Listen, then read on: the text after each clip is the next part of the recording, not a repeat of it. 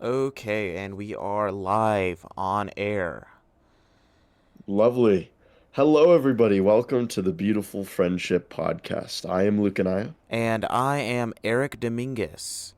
And today we're talking birds and beaches and blood. It's gonna be a pretty fun episode. I say so. Absolutely. So the two movies first, they came out like pretty recently, Yeah. and I have a lot of opinion. And then Birdman was my recommendation, which we'll talk about at the end, Yeah. which Yeah. I also had not seen, and that one's very interesting. So I'm excited to talk about Yeah. that. I have thoughts about all of this. Uh, Anyway, Yes, me how you too. Yeah. doing? How you doing today? How you doing this fine morning? For the audience, it's Bro, I'm like doing 7:40 a.m. good. at the time we're recording. Yes, I'm doing good. I'm doing pretty good. I slept good last night. I slept terrible. Yes. Bro. No, it was no, I'm doing good. How about you? I'm What have doing you good, man. done? I'm doing good. I'm doing good. Uh, have you seen the? There's a lot of hype right now growing for the Project Hail Mary movie. Are you excited for that one with Ryan Yes. Gosling? I actually am. I heard that it's like really good. Yeah. I mean, it looks decent, and it's by Phil Lord and Chris Miller, who I like both of them. So I'm excited to see what Yeah, it's gonna be. I am too. Um, Yeah, I'm pretty excited. yeah. I don't know. I keep seeing this trailer every single time I go to the theaters for an A24 movie called How to Make a Killing.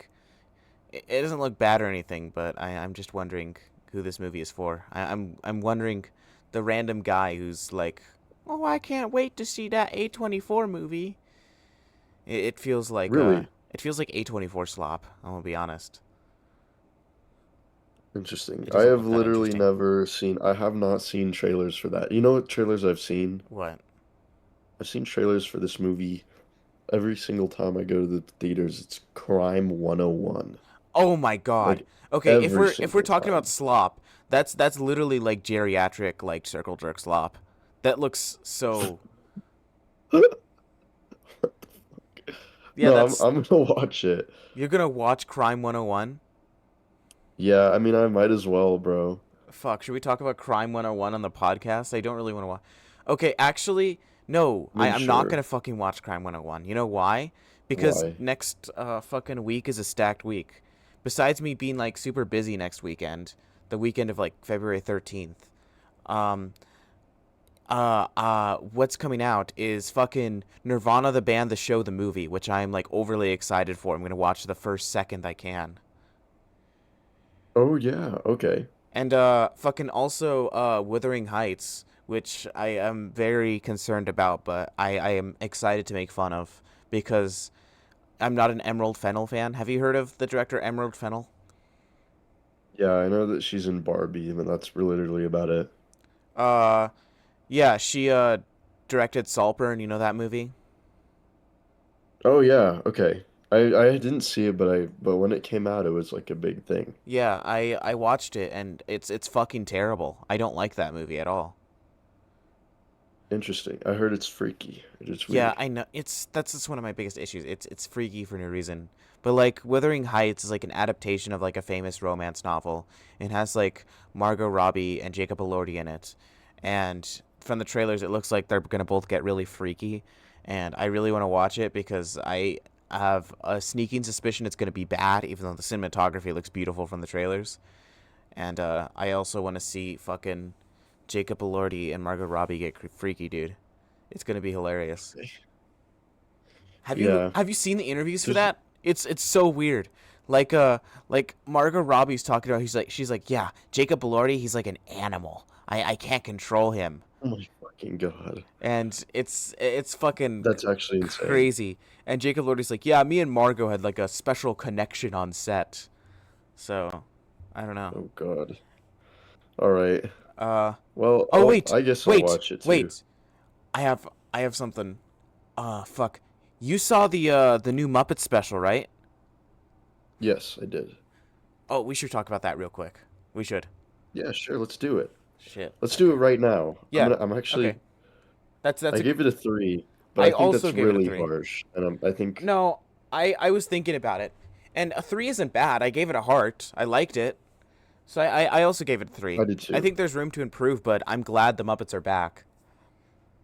Bro, they need I know that this is shooting for the stars, but like for something like this, I think they need to bring back the like live studio audience, like please. Okay. Like Yeah. fuck. Like the laugh tracks are Okay. unbearable. Oh my fucking god. I was complaining about that in my fucking review. Okay, look. The show is hilarious. It's great. It feels like a modernized version of The Muppet Show. I'm so excited to see it. But the fucking sound design on that thing was terrible. Like the laugh tracks and the audience gasps and even the cheering and clapping, it was so obviously terribly put in, and they're also using like the stock like laugh and clapping sound effects that you can find in like the video editor that they're using. I've heard these sound effects billions of times. I hear them in fucking memes in like YouTube videos. Yes. There's no reason they should be in the Muppet Show. No, I know exactly what you're talking about, bro. Yeah, and It was like especially when Sabrina Carpenter was like came on screen for the first time and then there's like that like woo. It's like yeah, you've heard that like billions of dude, yeah. no, That was it pretty bad. plays 30 billion times throughout the episode as well, which is weird.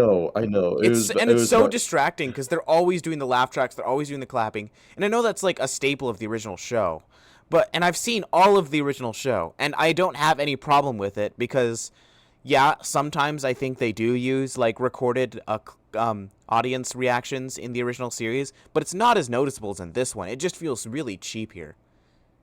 hmm And they had an audience. Yeah. They had an audience of like famous actors. Like it's hilarious because I was hearing about this, and the audience is like of famous actors and comedians and like influencers that were invited to the event. And like we only get a few of them. Like I saw Griffin Newman in the audience, if you know who that is. Bro. That is that's insane. But So they why didn't they just use whatever. he literally said nothing. I mean, they had Maya Rudolph when they showed her, which is Yeah, I she was saw that. hilarious. Okay, That was funny. that is one thing I'm gonna say. I'm glad that Disney let them go a little bit mature with it. Really? Yeah, no, I am too. Yeah, it was good. It was really funny. Yeah, I liked it when she like died. yeah, but Maya Rudolph Um, made a joke about how big it was, which was great. I liked that. oh yeah, okay, I remember. Also, fun fact about Maya Rudolph. Do you know who she's married to? No. Do you know who she's married to? No, I don't know. Maya Rudolph's husband is none other than Paul Thomas Anderson. No joke. Oh, oh, Yeah, that's fire. it's fucking insane. I just learned this recently too when I was just like watching clips of the One Battle premiere, and I'm like, oh, well, Maya Rudolph is fucking Paul Thomas Anderson's wife. That's amazing. Yes. Also, that adds like a new layer to One Battle After Another, knowing he has a mixed race child himself. Jesus Christ. Uh, what other things did I like? Sabrina Carpenter's a great guest. You said this in your hmm letterbox That's review. yeah, that's literally She the is only thing literally I a said. perfect guest for like multiple different reasons. She makes a bunch of her funny, like witty comments. By the way, I like Sabrina Carpenter. Like, we're in the age right now of music where like pop and hip hop is like back. That's like the two big genres right now. So we have a bunch of artists making pop and hip hop, and honestly, like out of all the artists that, doing like the pop thing, I think Sabrina Carpenter's my favorite. Her music is like her lyrics are witty. I'll say that. Like she's kind of a pseudo comedian, and like the personality she's created for herself is fun and it's funny, and her music's interesting to listen to. It's just good. It's fun. Yeah, absolutely. I Yeah, no, would I think it's good. I would take her over Taylor Swift like 100 times. So Yeah, um me too. I mean yeah I mean and she there's some room for her to make jokes and make her the kind of jokes that she likes to make, which is great. She's also like a huge Miss Piggy fan, which like obviously you can get from this special, but I know from before from Cena interviews with her. and Miss Piggy showed Hmm. up in her audience once. Oh yeah, I remember that. I I think it think was just solid, like just pretty solid all I around. know. I Yeah, really liked it. You know, it's back. I'm excited to see more. Is is it gonna be like weekly or is that it? So what it is they said at the top of the special, if that special that we just saw does well, they will make more and they'll like turn it into a real Muppet Show. Oh, I see. Which Is it doing okay? I have no idea. I haven't heard anything about it. What the thing is about the Yeah, Muppets though is that Disney has the brand and they keep making Muppet shit every few years and it just doesn't work. Like you can go on Disney I Plus know. and see all the fucking Muppet shows they've made for Disney Plus, and some of them are just outright bad. And I feel so I bad because remember I that love the one Muppets. where it was like an office one. Oh, It like was yeah, that wasn't like the for. office. Yeah, that was good. I really liked that one. That wasn't for Yeah. Disney Plus though. That came out like years before on like CBS, I think. Yes. Did you like that one? I mean, I thought it was fine. I liked it. I mean, I didn't really like it. I'm not gonna lie. that's fair enough. But I thought I had I my mean, there was issues some with funny it. But parts of like, it. it's a cool format for the Muppets, and I think it works. Interesting. I just thought it was trying to like it was kind of desperate to try and make them like quote unquote like relevant, which I don't think is really an issue No, it's because not.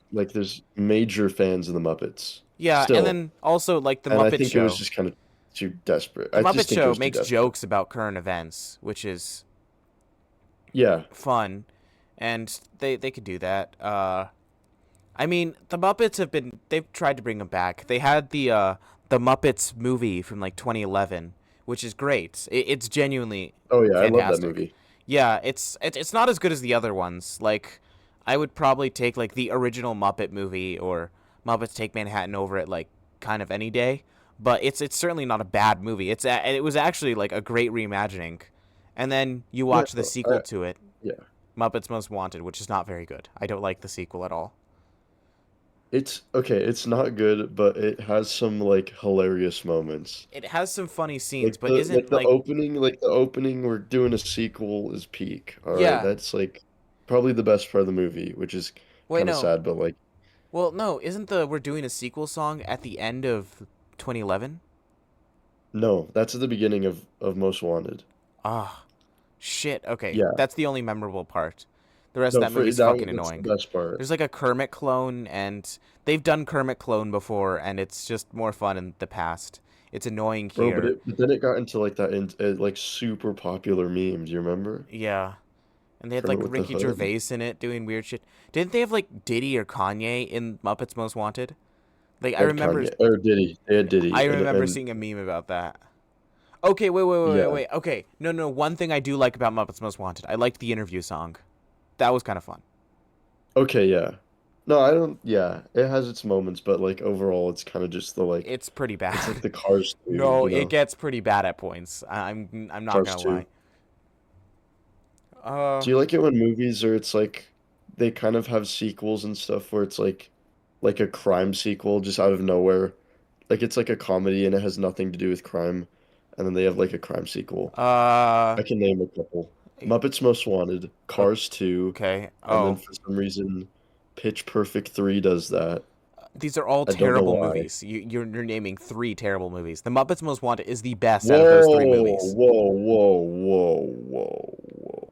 Slow down.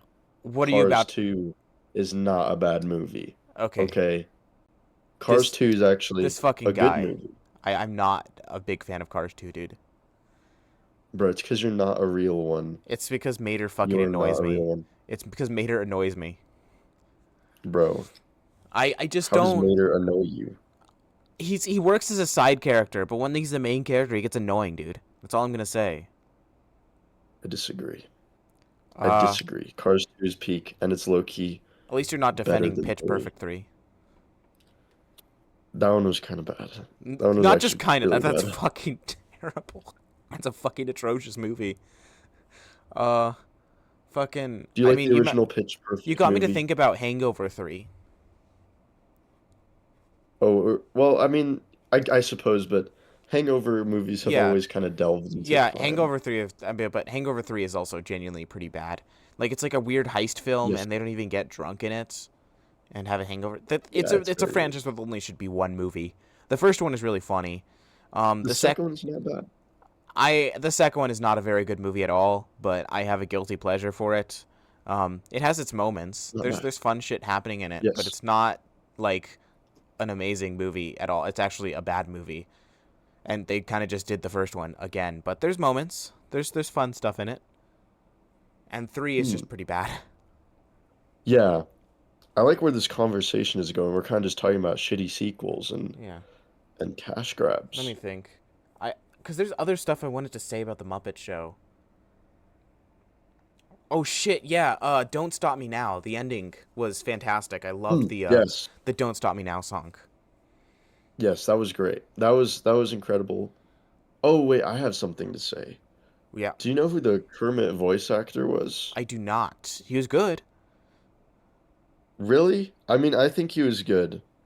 I liked It was him. just I kind know of there's threw me off. controversy between Muppet fans on the internet and like the voice actors of the new Muppet cast because some of them don't hit the same highs as the originals, but I think he sings good. he's I think good. the I singing's not mean, bad. I don't know. I don't mind him that much. When I see him dancing around and the voice sounds close enough, and it sounds pretty close at sometimes, I'm like, that's Kermit. Let's have some fun. It's Kermit. Yeah. It just threw me off like the first time Yeah, when it does throw you I was off, like, but like whoa. I'm sure you grow into it, and I actually I I think did, yeah. throughout the episode he also gets better at doing it. So That's what I said. I said, well, if they continue to do this, I'm sure that he would like fit in the shoes a lot better. yeah, I know I don't mind it at all. He's certainly talented. I don't Yeah, and fucking hate is him. the voice actors, are they also doing, I mean, no, they are, right? Like he's also doing the puppeteering for Kermit. I believe so. I mean that's how they used to do it. Yeah. I mean, I mean, it'd probably be super difficult to like dub that because you Yeah, you know, you yeah. know how puppets work. Fuck, these But I people are think that's so cool. goddamn talented, and no one knows who they are. I know. Not even us. We don't know his name. I think it Okay, was funny the shots of like I'm looking up it's his like the name wide shots, the because I just wanna. stage, Yeah, some of it did look and you cheap, can like see them effects wise, standing. and like camera wise and editing wise. It did look a little bit cheap at points. Well, I just yeah, I'm and gonna I look just up his think that name so we can there's give. an easy fix. Just don't show the full body of because like it looks so weird whenever they're like because like I mean you've seen the original Muppet Show. They never show well, not never, but rarely do they ever show like full body Kermit, That was for right? budgetary It's always constraints. like Disney has the fucking money to do it. okay, but like why, dude? It looks so weird, Okay, Matt and it Vogel. was kind of the cut was a little bit out of place, Matt Vogel in my is the opinion. voice of Kermit, so shout out to him. He was good. Let's go.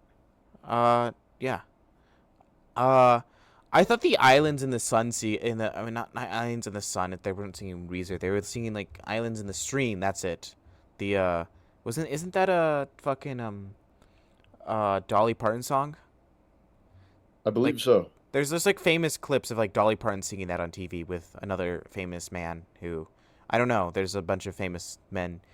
But yeah, I thought that was odd. It was an odd choice for a song, but I know like Sabrina Carpenter's a huge Dolly Parton fan.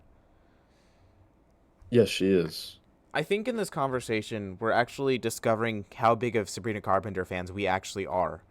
We thought we were less Interesting. fans than I we I are. don't I've listened to some of her music and like I I don't know. It's She's fun. very good. It's I do not hate her, it's a bro. good I time, don't get dude. the It's hate. a bop. Fucking man-child, dude. Dude, the man-child sequence is pretty fun with the chickens and she was beating up all the Muppets in the bar. I really like that part, yeah. That is That was so a good good. opening. It's so good. Maybe it's stupid. Or is it Peak. slow? You know. Um yeah, the It Muppet was Show is peak. pretty great.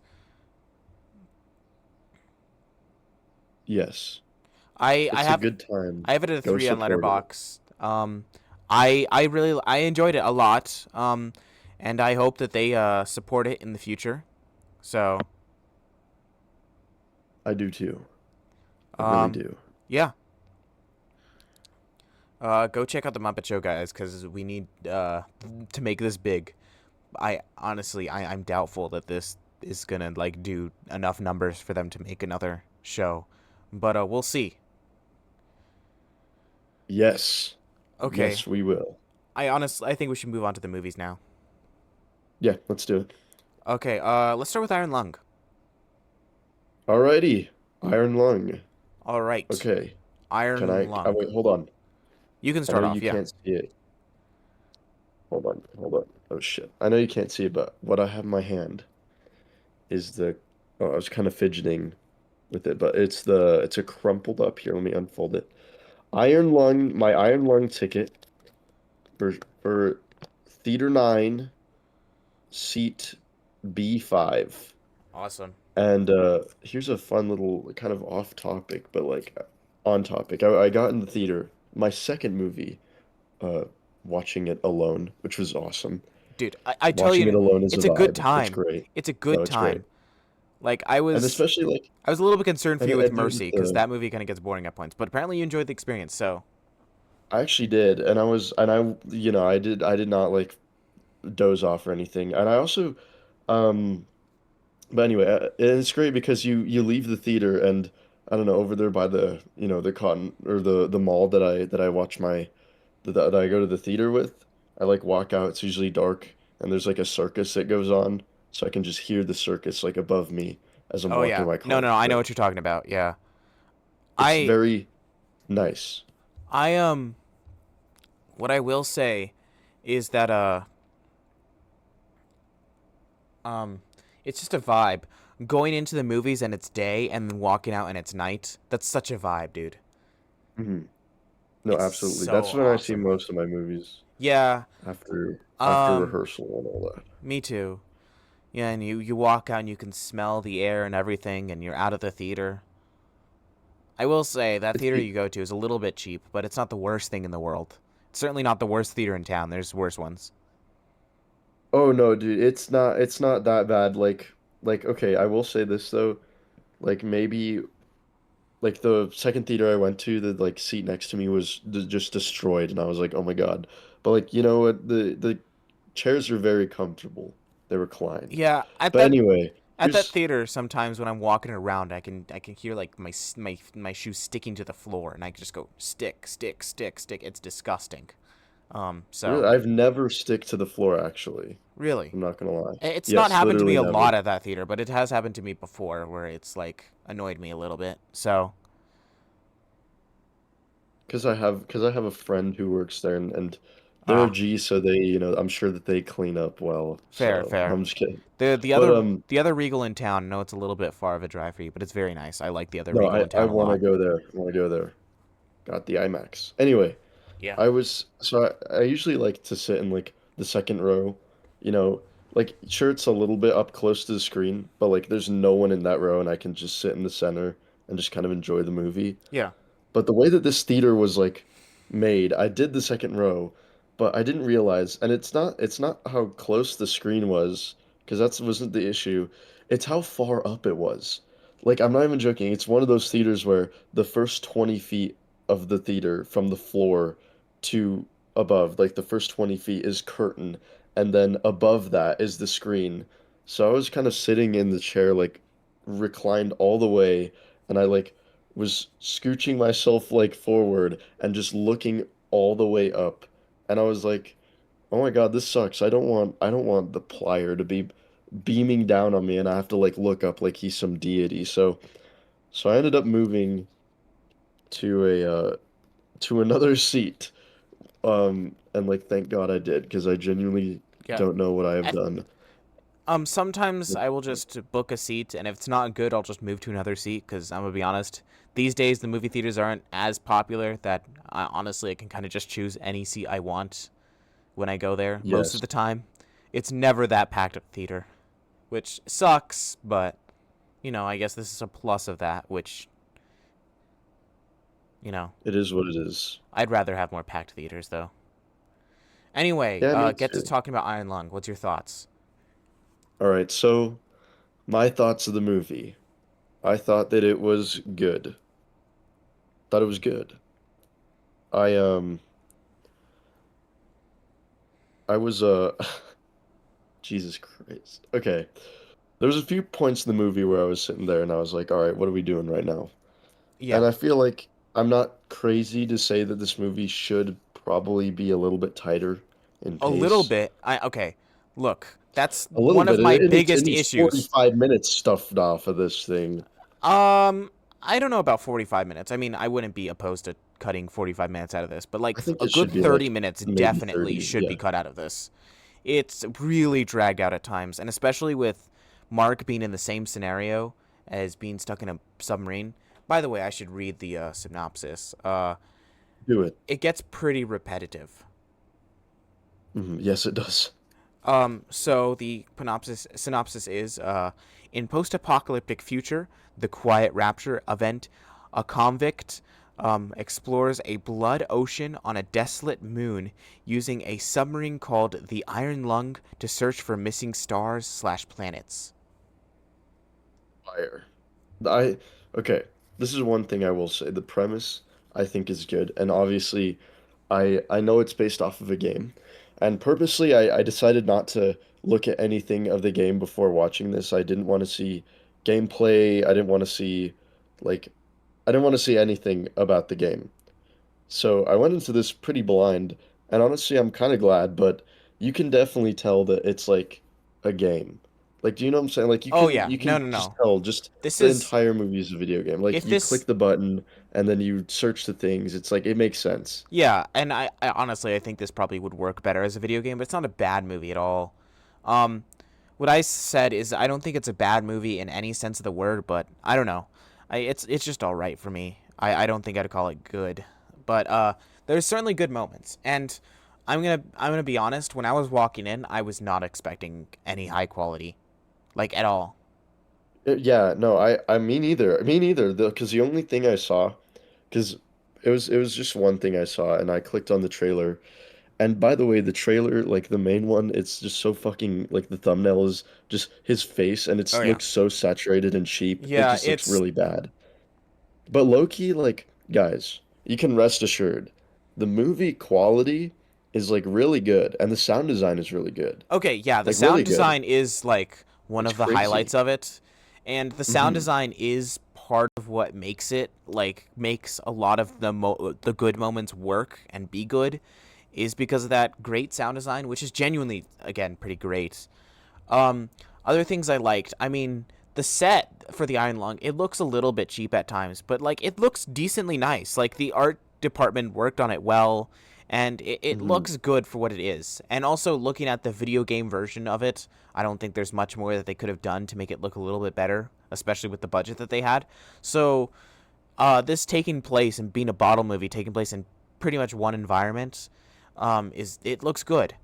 The only thing is that there are moments where you can look through the window and there are other environments, and that's some of the moments where I think it's a little bit weaker. I'd rather had those moments just not be there. And there are like flashback moments which don't look amazing, but you know.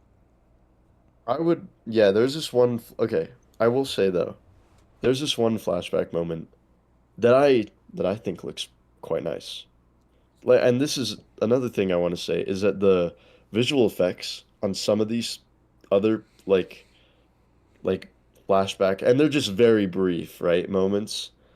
I think they're Yeah. really good. It's Yeah. weird. And the Um cinematography is also really good. Like it's that's one thing I decent. was I not wouldn't say it's expecting. really good. We're not talking about like Greg Fraser, Roger Deakins here, but it's decent and it's like better than it could have been. What I liked is at moments there's a lot of really trippy and weird and like surreal visuals, which I enjoyed a lot. No, yeah, absolutely. Um, a lot of the I don't know if you've seen the movie, but a lot of the visuals reminded me of Mandy, like a decent amount. Hmm. Okay, Do you I know see. what Mandy? Have you even seen anything from it? No, It's that like I have Nicolas not. Cage movie where everything's like all hard rock and it's all weird. You should check it out. It's nuts. It's balls to the walls. It's fucking great. Um, Now what I will say, um, the runtime is one of the biggest detriments to it, and I think that there are three things that fail this movie.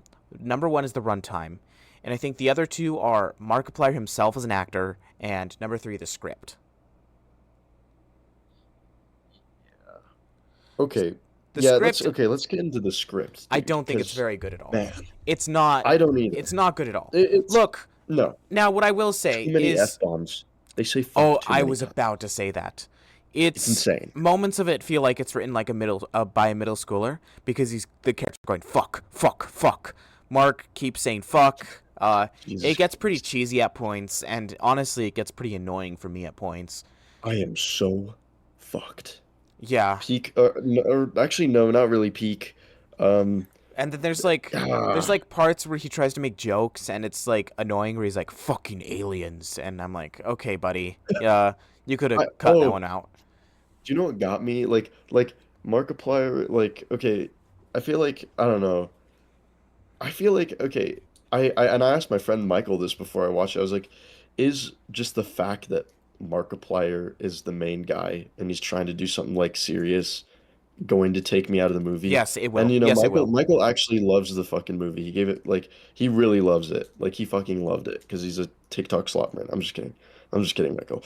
Well, But he was like, "Oh no, it does not take you out at all. He does a really good job." And then I watch it and I was like, and then literally it was the exact moment, and this isn't spoilers, but the first time in the movie that you hear his voice, he does this like low sort of thing, like yeah, what the it's kind of and funny, I was like, oh my God, I was like, dude. fuck. And then you And see his face, and then it's like the reveal of his face, and I yeah, just couldn't take that shit dude. serious. What I It will was so say, dumb. it might be a little nitpick for me, but the main costume that Mark is wearing throughout the film, is bad. Like it looks like Comic Con cosplay, and it's really like distracting for me. Interesting. I actually did not, Yeah, I did not that might be even, just a me thing. But yeah. one thing I I will did notice the costumes, and I will say I did notice it was kind of cheap, not cheap, but like, well, yeah, I guess cheap, but I feel like it didn't take me out of it though. Um, a couple things I will say about Mark's acting is it coinciding with a script that has some terrible dialogue at times. It just does not work well at all. Like, look, what I will say is this is Markiplier's first like real directorial debut. Obviously he's done like a heist with Markiplier and In Space with Markiplier, the YouTube originals, which were like were decently big budget, and those were fun if you've seen those. They're funny. Mark's charming in them, Yeah, and they're fun, but they're not like, I don't know. I guess they are productions, but like this would be his like first real movie. Cause like again, he's done yeah, like some shorts for his channel, like Who Killed Markiplier and A Date with Markiplier, and some like other stuff with like some of his characters, and it's all fun stuff, and it's very, there's a lot of passion behind it, and he's very funny, and yes. No, I love In Space with I Markiplier, part one think and two. I loved it. I It was think great. Mark can do a comedy better than he can do drama. I just don't think the drama works. And that also might be just knowing who Mark is and seeing him on screen and being like, that's the guy who said, "Is that the bite of 87?" And we're trying to take him No, if I seriously. I can't fucking that's exactly what I was thinking of when I was I watching the can't fucking movie. take this guy It's just the seriously. whole And I'm okay, not so saying, there's a let's play of him playing Iron Lung the game. yeah, I've 45 minutes, by the way. I yeah. didn't know that game was that short. I was like, when I was watching this movie, I was like, okay, so this is maybe like an 8 hour indie game that they turned. No, 45-minute indie Yeah. game. Yeah, it's Like, they really it did is stretch it out. so. Like I I could see them realized how stretching it to stretched it 90 was. minutes, but I just don't think they can stretch it to 2 hours. Uh, by golly, they did though, They and did like, not. They it doesn't work. but no, it doesn't work. But they did, and I don't know how. Um Like like it's insane. yeah, There's just parts of the movie where he's kind like, of like and what I will it say, just bogs, bro. It's what like, I what are will we say doing is that here like right now? sometimes I can get into the film when the film isn't being annoying and like it's some decent stuff. I can kind of get into the film and I can like accept Mark's dramatic acting for a little bit, and it does work on me for a little bit. It's like a spell that's cast on me for like a couple minutes, but then I'm taken out of it when he says fuck. Um, there's some other terrible lines, like at the moment where he's like, "I just want to live. I don't want to die. Is that so bad?" I, I Peak. That was was almost incredible. laughing. I was almost laughing, dude. It's not good. The way he delivers the line is not fun. It's really distracting, and the line is just in general not a great written line. Yes, it is not. Um, And okay, here's another interesting thing that I kind of would like to bring up. So, this movie is actually releasing in a shit ton of theaters, which is oh yes. interesting Yeah, because no, originally, this is like a big indie success, isn't it? It is. Yeah. yes, it is. It's a They huge one at that because it was only supposed to be at like 4,000 theaters across America. And now it went to the like major theaters like Regal and like Rio Century and yeah. AMC, like it's Well, showing everywhere. it was going to go Crazy. to some major theaters. But what happened is that he was going to do a limited release. Number 1, this is not released with the studio. He's releasing this Hmm. by himself independently. And obviously he can Which is only do that insane. cuz he has the money to. But Yeah. it's still like amazing for independent films. This is a $3 million movie. It's not that expensive. And what I will say is for a $3 million movie, it doesn't look the worst. It could look much much worse for $3 million. No, That is one of I its think I strengths. think this movie looks really good. And I mean, I don't know if you've seen the behind the scenes, but they literally built like Yeah. No, a I've seen fucking the, giant thing and then they like moved it around like Star Tours at yeah. Disneyland. Yeah. And It was great. what I will say, but what happened is that Mark's fans, cuz he encouraged them to, called a bunch of theaters asking the theaters to carry Iron Lung, and it turned out that Iron Lung has basically a wide release now, like a full wide release.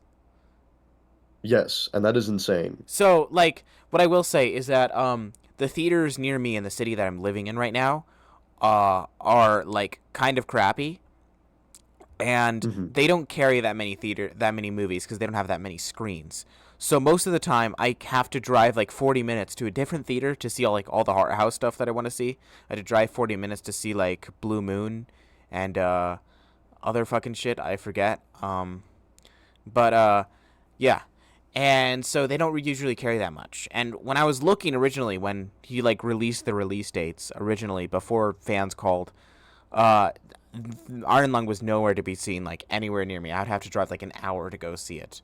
And I was already considering not seeing it. And I'm like, okay, well, I don't need to see this. I'm not that big of a fan of Mark. But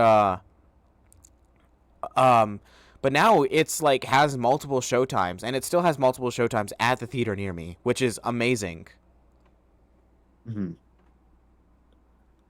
Yes. Yes, it What is. I It's great. It's great it's it's great news for that no like and major it's company making was decent money at behind the it. box office. It's already profited like 10 million. Yes, then that's insane. I'm I think so. There's a couple other things I want to get into about this movie though, because yeah. Number one that I found really weird is that in the movie, in the opening and the closing credits, he credits himself as Markiplier, and I didn't think he was gonna do that.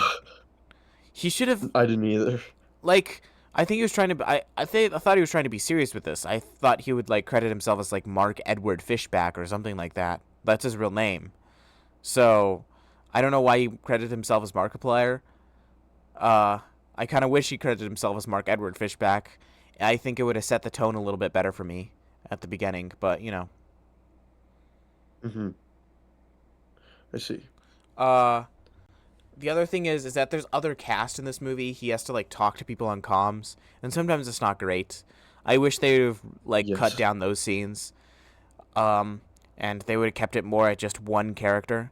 But what I will say is that with all the bad dialogue in the script, Mark knows how to build a story. Like the story is like built and it crescendos and it ends in a decent way. I know you have some gripes about the ending because I've seen your letterbox review, but like how the story builds Yes. from beginning to end and it like builds on itself and it moves forward. It's not the worst way that this kind of story could build. Like I think he has an understanding of that. And the other thing is I think he has an understanding of tension. There's some decent moments of tension and some like decently fun moments, which we'll talk about in spoilers. But and so that is what keeps you watching is the him quietly building the story and building enough tension and just like watching this guy who's doing something really scrappy make it work. It's almost like meta because in the movie he's a guy doing some scrappy stuff trying to make himself live, and in the film And in real life, it's a scrappy indie film that he's just trying to make work with the budget that he has, and he does at points, which is interesting. It is very interesting. I Uh, like, yeah. I don't know, man. Okay, so there's some great moments of like practical um blood. It's very good. oh yes, It's yes, the very, very practical good. blood looks awesome in this. It's probably the best part of the movie. I'm not even gonna lie.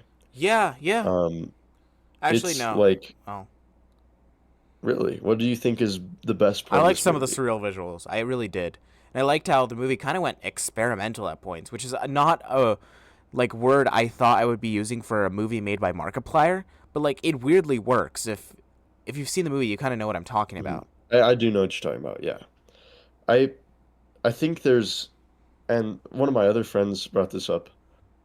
There's too many shots of just like the walls of the submarine Yeah, yeah. whenever they need to fill space. One thing, Like one get rid thing of that like I will say is that 75% the of way they those. shoot the submarine like that does make it look cheaper in moments. If they could have shot Mhm. the submarine in ways to make it look less cheap, but The artistry in okay, so minor. I'm gonna just say a minor spoiler. It's nothing crazy. But if you want to go into uh, this one completely blind, you might be cooked. well, I think we should just do that spoiler section, honestly. Okay, I just wanted to praise the some of the artistry, and Yeah, I think you know what I'm talking about. But all those individual images, it's great. I just want to praise that because Okay, so what rating do you it's give pretty it? cool. I gave it I believe, what, a 6 out of 10.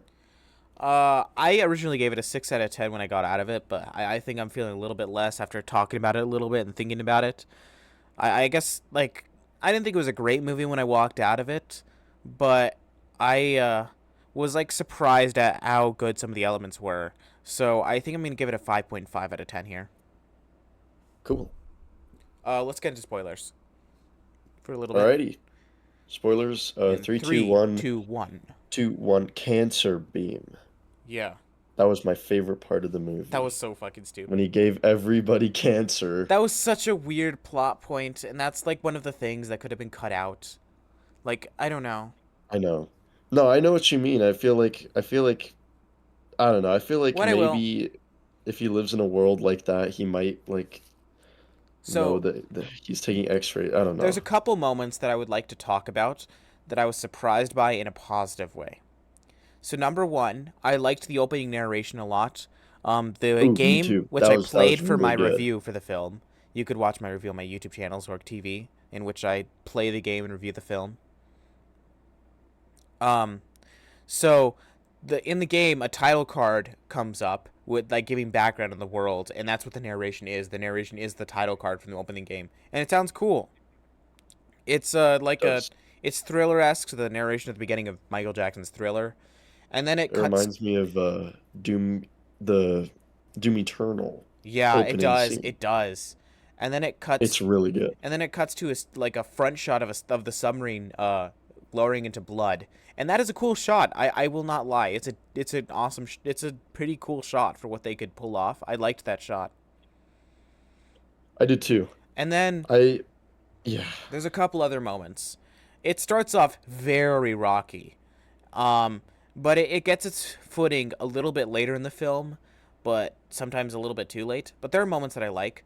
When he originally finds the map and he's like learning how to navigate the blood and he's putting X's on the map and he's navigating through and he's driving through the blood and navigating and putting X's on the map. That's what I said, like it's a great moment of storytelling. It's a great use of the map from the game and it's a great way to like visualize that uh and put it into like the movie. Absolutely. And then there's other And then moments there's that I yeah. liked. Like there's a cut when the camera's focused on an X on the map and it cuts to the tape of X over the camera button. It's a great shot. It's a great moment of editing. I liked that. There's also a moment where he presses the camera button and we're just focused on his feet and he drops his pen because a monster shows up on the camera. And I think that's a great reveal too. That's a great way to reveal the monster. It's a smart shot.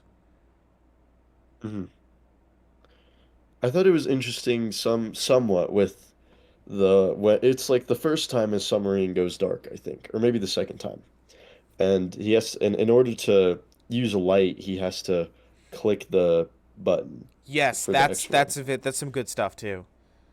Beaming down the light. That's the I mean, that scene was pretty insane because he Yeah, kind of just looks I at like all through the stuff. scrappy stuff where he's like going underneath the floors in the submarine trying to find stuff to like fix the submarine. Like all that's kind of fun. And the other thing with Mhm. that is that it's mostly silent.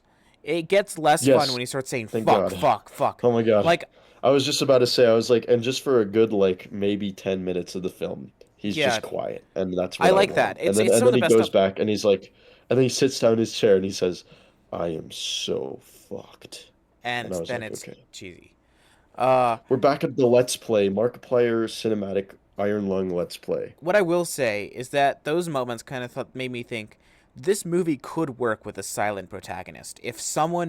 If the director was really good at visual storytelling, and this was cut down to 90 minutes, this movie could work with a silent protagonist.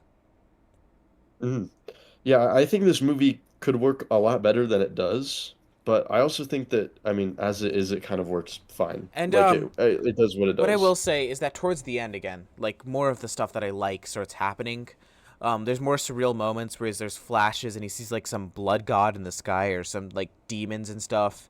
And there's some like cool That was my stuff that he favorite. does with lights and like great visuals. That's what I will say. That was my It's favorite, interesting. but then he woke up and I kind Yeah. of was like slightly disappointed because I was like, "Oh my God, where are they going to take this Now, movie now? He's literally like in hell or so, I don't know, he's doing something weird." Now, what I will say is that there's moments where like his submarine is like filling with blood, which is pretty cool. And I liked the ending shot of like just the suitcase like just floating in blood. I know you don't like Hmm. the ending, so let's just hop into the ending right now. Uh, Right now? yeah, Okay. what do you feel about the ending? Because I don't think it's Okay, the so worst thing in the when I world, meant but no, when I meant I didn't like I love the ending. I think the ending is probably the best part about the movie. I just mean it just okay, so there's a that big kind of well, it's kind of not no, yeah, I'm just gonna say a battle. It's just a fight between the monster and it's like you can see it's like spikes of its like teeth coming in the submarine supposedly and then his arm gets ripped off and it's super bloody and he's like drowning in blood. And I honestly that was great. Like probably it was like okay, this is what we're leading up to. It's all right, here we go. And then you know he the submarine does its thing and then he gets the computer up to the surface. It's really good. I when I meant I didn't like the ending, I just meant like I don't know, man. Yeah, I feel like I didn't gain anything from watching this movie. You know what I'm saying? Like when I watch movies, like I yeah, kind of no, would I like certainly to agree. There's not a lot gain gained from this something. experience. Yeah, like you know, I don't know, what's a good example I could use? I'm just okay. I'm just gonna use this one example. It's part of my top four, and it's has nothing to do with this movie. Please don't ever compare these two. But I'm just gonna say because they don't have similar endings, but I am going to compare them just slightly. But they should not be compared. Okay, I'm gonna talk about Unforgiven. All right, Okay, it's a okay, Western. I'm Okay, interested in where this is going. yes, okay, it's a Western, and I watched the movie because it's a Western because I like Westerns. But at the end of the movie, it made me unexpected well not unexpected well I heard it's good but unexpectedly for me deeply think about something because as you may know I don't know I can't spoil it but um as you may know at the end of the movie the character does something right as many do but then he says oh I'm sorry it's hard to dance around this Yeah, basically what I'm trying to say is like there's like something for me to chew on and think about and like wow that's actually a really powerful and strong message that you just presented me yeah. I mean, at like the last 10 minutes of your film. It's a even good movies that don't taste in have my mouth. messages, like I'm gonna bring up like something like Austin Powers. It's funny and it's like funny all the way through. And at the end, you're like, no, I had a good time laughing. That was a worth it experience. Yeah, exactly. What I will say, yeah, But for this this movie, movie, it it was gearing up to be some sort of like, uh, it was gearing up to like with the lady talking to Markiplier and yapping. I will say some of the stuff that she was saying I was kind of interested in because I was like, oh, what is there like a higher force? What are you gonna talk about? Like, what Yeah, note is the movie gonna end on? Is it gonna be like some insane philosophical like questioning? I would have hated that because I just don't think that would have been written well at all. It would have probably put a sour taste in my mouth and made me rate the movie lower. But okay, but like I feel like where they were just going with that, and I was like, I feel like they should have just kept going with that. I Do you know what I'm guess. saying? Like, I I know that they guess. can't reveal anything because it's like the game is they want to respect the game and like if you want to get into the lore, then you have to like dig super deep. But like, I don't know. Just compared to the opening where it's like all the stars are missing to this, to the end, it kind of just feels like I don't know, it just What I feels will like say okay. is I appreciate the way that they like kind of incrementally reveal Mark's backstory. I'm not saying all those flashbacks are great and all those like moments of dialogue where he talks about his backstory are like amazing. Some of them are actually bad. But I'm just saying like the way they decided to incrementally like reveal it like conceptually throughout the film, it works. And it's like Mhm. a decent enough arc for this character of Simon. Yeah, and I will say I love the shot of him as a kid and he's looking up at the tree and there's like a dome and it's just like a moon or something. I love that shit. That was Yeah. great. I think it looked really good too. I feel they could have kept a little bit more of his backstory ambiguous, just a slight little bit more. But, you know, it's not the worst thing in the world. No, I think they did. I think, but that aspect they did great. I just didn't really care. There's some moments of I don't know. tension towards the Markiplier. end that I appreciate, especially towards the end when he's doing shit and there's moments of tension. There's decent enough, like, I wouldn't say scares, 'cause I'm not, like, scared of this movie, but, like, there's decent enough moments of horror with him taking pictures of monsters with the camera.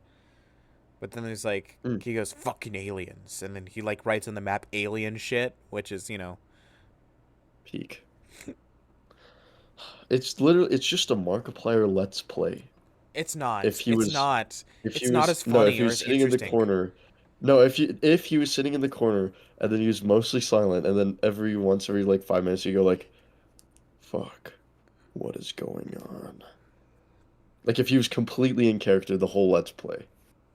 That Like is. it's Ugh. just the movie. Like Yeah. the entire movie. It's just that. It's honestly, I really wish Mark wouldn't have cast himself. I really do. I think this movie would have gained greatly from casting a different lead, even if it's an unknown actor. It really should have been someone else. It should have. It yeah, it should have. Uh, I I also, just I'm just not a fan of the moments at the beginning where he's like, where he gets raised out of the submarine and he's talking to the woman through the window. That's when he like gives everyone cancer with the cancer beam. I just think that bro, whole moment could have that been was my cut out. favorite part.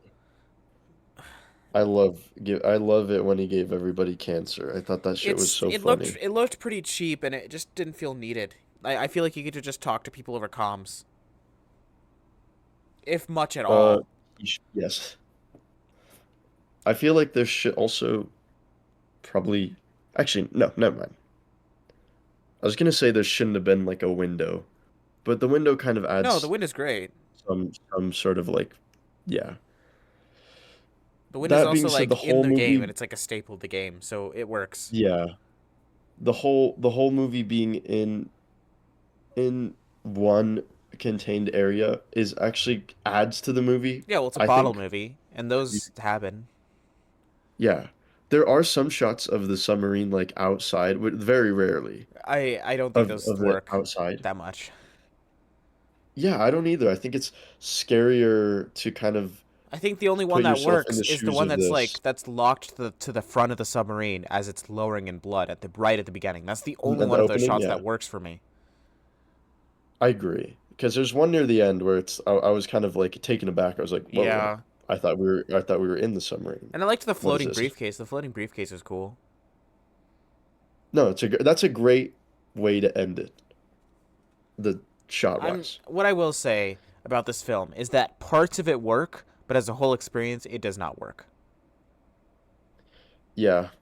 It okay, back to what I said about like the ending. I just feel like I just want I don't know.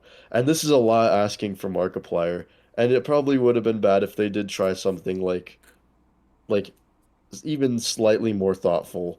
But like I don't know, I just feel like I'm sitting here for 2 hours. Like, give me something, bro. Give me something at all. Yeah, I don't know. Because the premise is awesome.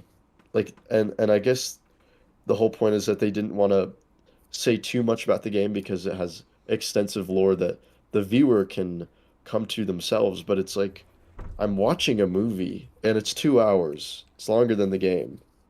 You know what I'm saying? Yeah, yeah. Like maybe just like a little something. Because when I go out of the movie, I didn't do this right. I'm not looking at the lore right away because I don't really like care that much. But like I was kind of just like, okay. Like, and that's pretty much it. I was just like at Yeah. the end, I was like, okay. It was kind of just very I underwhelming think for what the lore is a cool I was put concept. through. I mean, because, like, when we look up at the night sky, the stars we see are, like, billions of years old because of how far light takes to travel. That's how big the universe is. And I like the idea of, like, all the stars dying, but we still see them in the sky because that's just, you know, the old That's stars. props to that's props to whoever made the game, Yeah. Yeah. right? That's like that is genuinely the best part of the movie is the premise, And, which is kind of sad, but And like in the it's in the true. movie, in the opening and closing credits, they have like A and then the creator's name of the game, and then movie, Yeah. which is I feel like they should have done like Mark Edward Fishback instead. Like they obviously should have credited the creator, but like come on, this guy.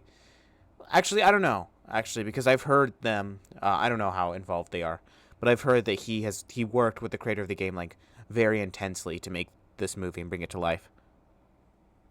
Yeah. And I think that's cool. And what I will say, two things before we end off this conversation, because I don't think there's much more to say about this. Um, what I will say, two things. One, there's obviously tons and tons of passion behind this film. There's tons of passion behind all the cast and crew. That is especially um, noticeable in the art department. But there's tons of passion behind Mark for this game. There's a reason why parts of this work because there's so much passion. And a lot of the passion behind this is really what brings a lot of these moments that work home, which is nice. It's scrappy, it's underdogish, but it's filled with passion. And I'm glad this is doing well, and I hope that more YouTuber movies are able to be like this, like, cause like we've had YouTuber movies in the past, like the fucking Smosh movie and like the Fred movie, but that's like not, it's just bad stuff. Like Mark clearly has like an eye for the camera and a passion for filmmaking, and I hope that and it's been happening more and more recently, but I hope that more YouTubers who have passions for filmmaking get to the chance to make more films. I mean, it's already clear that this is where the industry is heading. The traditional film industry is heading towards more um, like web like creators. I mean, again, I just don't think that in the future, future directors, like the future big directors, are gonna have like zero videos on YouTube. I think a lot of these directors will be like already established YouTubers, which is great. Yeah. And I'm glad that this is a way to find new like talented creatives. And we've seen this before. Obviously last year we saw Chris Stockwin's Shelby Oaks. Did you see that? Um, and we also have the Rocker brothers, who are probably the best YouTuber directors, who made Talk to Me and Bring Her Back, which are both genuinely great movies. And I can't wait to see what they make next. But I am also excited to see what Mark makes next. Again, he has an eye for the camera. He's obviously very talented, and I hope he makes some great shit in the future. I do too. I mean, I this is I will watch the next thing and he all things makes. considered, this thing right here, it's not a bad start. No, it's not a bad It's a start at very all. good For a start. first film, this is great. Yes. I mean, like, ah. So, and that is probably the best part of the movie, just the sheer, just like the fact that it's kind of, like you said, underdog-ish, you know? I want to root for this movie. He's getting there. Hell, man. I feel like, I don't know. It's good. Yeah. I feel like Yeah. I'm sticking with the 6 out of 10. Awesome. Just because it's like, 5.5 for man, me bro, still. you made the movie I'm and you still at a did it. 5.5. But yeah. Do more stuff. Mark Fishback. do more stuff. Mark Edward Fishback. Mark Edward Fishback. All right. Let's talk Okay. about Sam Raimi's Send Help. Yay. I am excited to talk about this. All Alrighty. right. Send Help. An employee and her insufferable boss become stranded on a deserted island, the only survivors of a plane crash. Here, they must overcome past grievances and work together to make it out alive. So, the reason why I was excited for this is because I'm a fan of Sam Raimi. I'm a pretty huge fan of Sam Raimi. Luke, what's your opinion on Sam Raimi? I know you like him, but how big of a fan you are of him? I love Sam Raimi. I'm not like a fan, but like I mean the original Evil Deads are just like And the the Spider-Man best trilogy. comedy horror ever. Spider-Man trilogy is also, it's iconic. It's Yeah, great. and there's some other stuff that he's Army of made that are Darkness. fucking fantastic. There's a film that he made called A Simple Plan, which is genuinely like incredible. It is a phenomenal film. You have to watch that one, Luke. A Simple Plan. Yes, I've heard about A Simple Plan. It's phenomenal. Um, He's made he also made he's this movie made called Drag Me The to Love of the Hell, Game, which is interesting. Oh, Drag Me to Hell. That is an which is interesting ass fun. movie. I really like Drag Me to Hell. I think it's a great film. It's the perfect blend of like camp and horror for me. So I love that movie. So yeah, no, and looking at our modern like studio system, I'm just glad to have Sam Raimi back. So I was excited when I saw his name on these trailers. A lot of the marketing, as Luke pointed out, and the trailers are just bad. They They're look shit. terrible, and they made the movie look terrible. But I kept positive because this is fucking Sam Raimi behind the helm. That's fair, bro. But like, I don't know. See, that's where you and I differ from the Sam Raimi boat because, I do think he's made some great, great, phenomenal movies. Um, it's a shame that the most recent movie of his that I saw, right, like after I saw this movie was Multiverse of Madness, which was shit. Yeah, But those I those mean, MCU directors, they're not really directing the movie. no, it's Okay, so like those don't even count, all right? I mean, and even in Multiverse of Madness, there's some Sam Raimi isms in that. Like he comes off in that movie a little bit, but it's Like messy. if in And one there's part there's he there's does. moments that I like, but I'm saying with some of the I mean, cinematography and moments, it's fine. I don't want to talk about Multiverse of Madness because I just don't really want to watch that movie ever again. It's not like the worst thing in the world, but it's not a great movie at all. no, it's not. It's actually very bad, in my opinion. I wouldn't say But very bad, but I would certainly say bad. It's certainly a bad movie. bro, TS was buns, dude. Holy shit. Like, oh, whatever. Let's not. Okay, Let's not. actually, Let's I not have a get hot into take for this. you. Just I have a hot take for you. do it. Do you like No Way Home? Um, I think I love that shit. Like when it came out, I was on the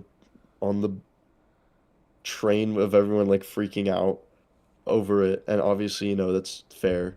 And then I rewatched it, and like I don't know, it's like it doesn't carry the same I'm gonna weight. be It's not like honest. bad, I'm not but a like big fan of it at all. I'm actually not a big fan of any of that's the Tom fair. Holland Spider-Man I don't movies. think that's really Like a hot what I take. say about Okay, the that is a the hot Tom take. Holland Spider-Man trilogy, I like about 50% of what they're doing in all those movies. Every single movie I like about half of the choices they make and the other half I do not like. I I can see that. Do you wanna hear my hot take? Yeah, sure. All right. On the topic of Spider-Man, please don't castrate me for this, bro. All right. Uh-oh. But Is I just think, oh, yeah, it's this. Okay. I genuinely think that Tom Holland is probably the best live action portrayal we've had of Peter Parker. of Peter Parker or Spider-Man? Like you're Yeah. you're, you're talking about those Peter differently. Parker. Yeah, I agree. Probably. I think maybe the best Spider-Man is probably Tobey Tobey Maguire. Oh, Maguire. it's Yeah. 100%. There's no doubt in But my I like mind. but like as Peter Parker, it is without a doubt Actually, honestly, I don't know. Tom Like, Holland. I like Tom Holland the way he plays Peter Parker. I don't think he's a perfect Peter Parker. I think there could be a better Peter Parker, and I have like issues with him. And I think he's a good Spider-Man too. Like when he's in the suit and he's doing Spider-Man shit, he's genuinely pretty great as Spider-Man. But and I think that if in better movies he could probably be the best Spider-Man. But Mhm. Okay, I see what you're saying. let's I talk about just Sam Raimi's yeah. Send Help. Anyway, yeah. So, So, but okay, but I guess what I'm saying is, I do enjoy Sam Raimi, but just merely seeing his name on the trailer did not get me excited or hopeful for this movie in the slightest. Because well, holy fuck, that trailer sucks okay. dick. So what I am gonna Like it's say, what I'm gonna say like I about get what it's this going for, but is it's the reason bad, why dude. I do not like the trailers and why I was hopeful, even though the trailers are bad, is because Sam Raimi, and we'll talk about this later when we talk about more of the movie. Sam Raimi is all about camp. His movies are all very campy. And what I will say is that for us who love Sam Raimi, like, we love that camp. That camp is all over original Evil Dead, and it's what makes them work so well. And but like right now in 2025, 2026 movie environments, I just don't think that general audiences are that into camp, or at least they don't think they're that into camp. I think they like it more than they think they do. And so the studio is also very concerned over the camp elements of this movie. So I think they were trying to hide those elements and try to make it seem like something that it isn't. Yeah, all the marketing and even the poster is super Oh intense. my god, the Like it fucking makes it poster seem is like terrible. it makes it Yeah, the seem like poster's an so insane bad. like The poster for this is I'm not talking about the one where she has the knife. I think that one's like fine. I'm talking about the one where she's like on her knees like screaming and there's like red shit all around the oh, poster. Like come yeah. on, man. I like That's I don't not like that good, one bro. either. I'm talking about the one where she's like holding the knife and she has the ID card in her hand. That's pretty bad. Okay. I know what you're talking about. Yeah. I like the one on Letterbox though where she's holding the Yeah, knife and it's like an oil I painting was of talking her. about the yeah. That should have That been the one's main poster. That represents the movie much better than whatever those ones are. Yeah, I'm talking about yeah. It just makes it seem so intense and like just like not good, bro. Like not at all what the movie is, by the Yeah. way. And like I get it because it's weird, right? It's you see this movie and it's like okay, this movie should not be in the big 26. All right, this movie should be like in the This is like early a no, 2000s. this is like a This is 90s movie, dude. This or feels like 90s. 90s shit. And it's fucking I don't know. great, but I feel like early 2000s as well, you honestly, know. yeah, I Like the mean, deserted both island, you know, you got those. yeah. But But okay, like what did you think fuck, of this dude. movie? All right, so well, you were very hopeful about this movie, and I was like, okay, but I still had very low expectations going in. This is the third movie I saw alone, by the way. It was great, but you know, I watched it, and I was watching it, and I was like, okay, it's not bad. And then the end happened, and I was like, oh my God, that was really fucking good. Like that was really good. What did I Like I fucking thoroughly tell enjoyed you? that. We do not doubt I my know. god, Raimi. Look, Raimi when is you my said it, goat. I did have a lot more faith in like like when I first saw the trailer, I was like, wow, this looks shit. I never want to By the see way, this yeah, in a the ending million is years. fantastic. The And final then when you ending, the saw final it, shot is so yeah, no, good. it's great. And then when you said it was good, I was like, okay, I'll check it out and, you know, have higher expectations. But overall, my expectations are still pretty low. But like, fuck, dude, it was good. And I Yes, feel like I don't know, it was good. Like it was very good, very campy, very funny, good dude. time. Bloody. It's a great time. It's Now, good. what I will It's say, like so entertaining. so I do have some thoughts about this.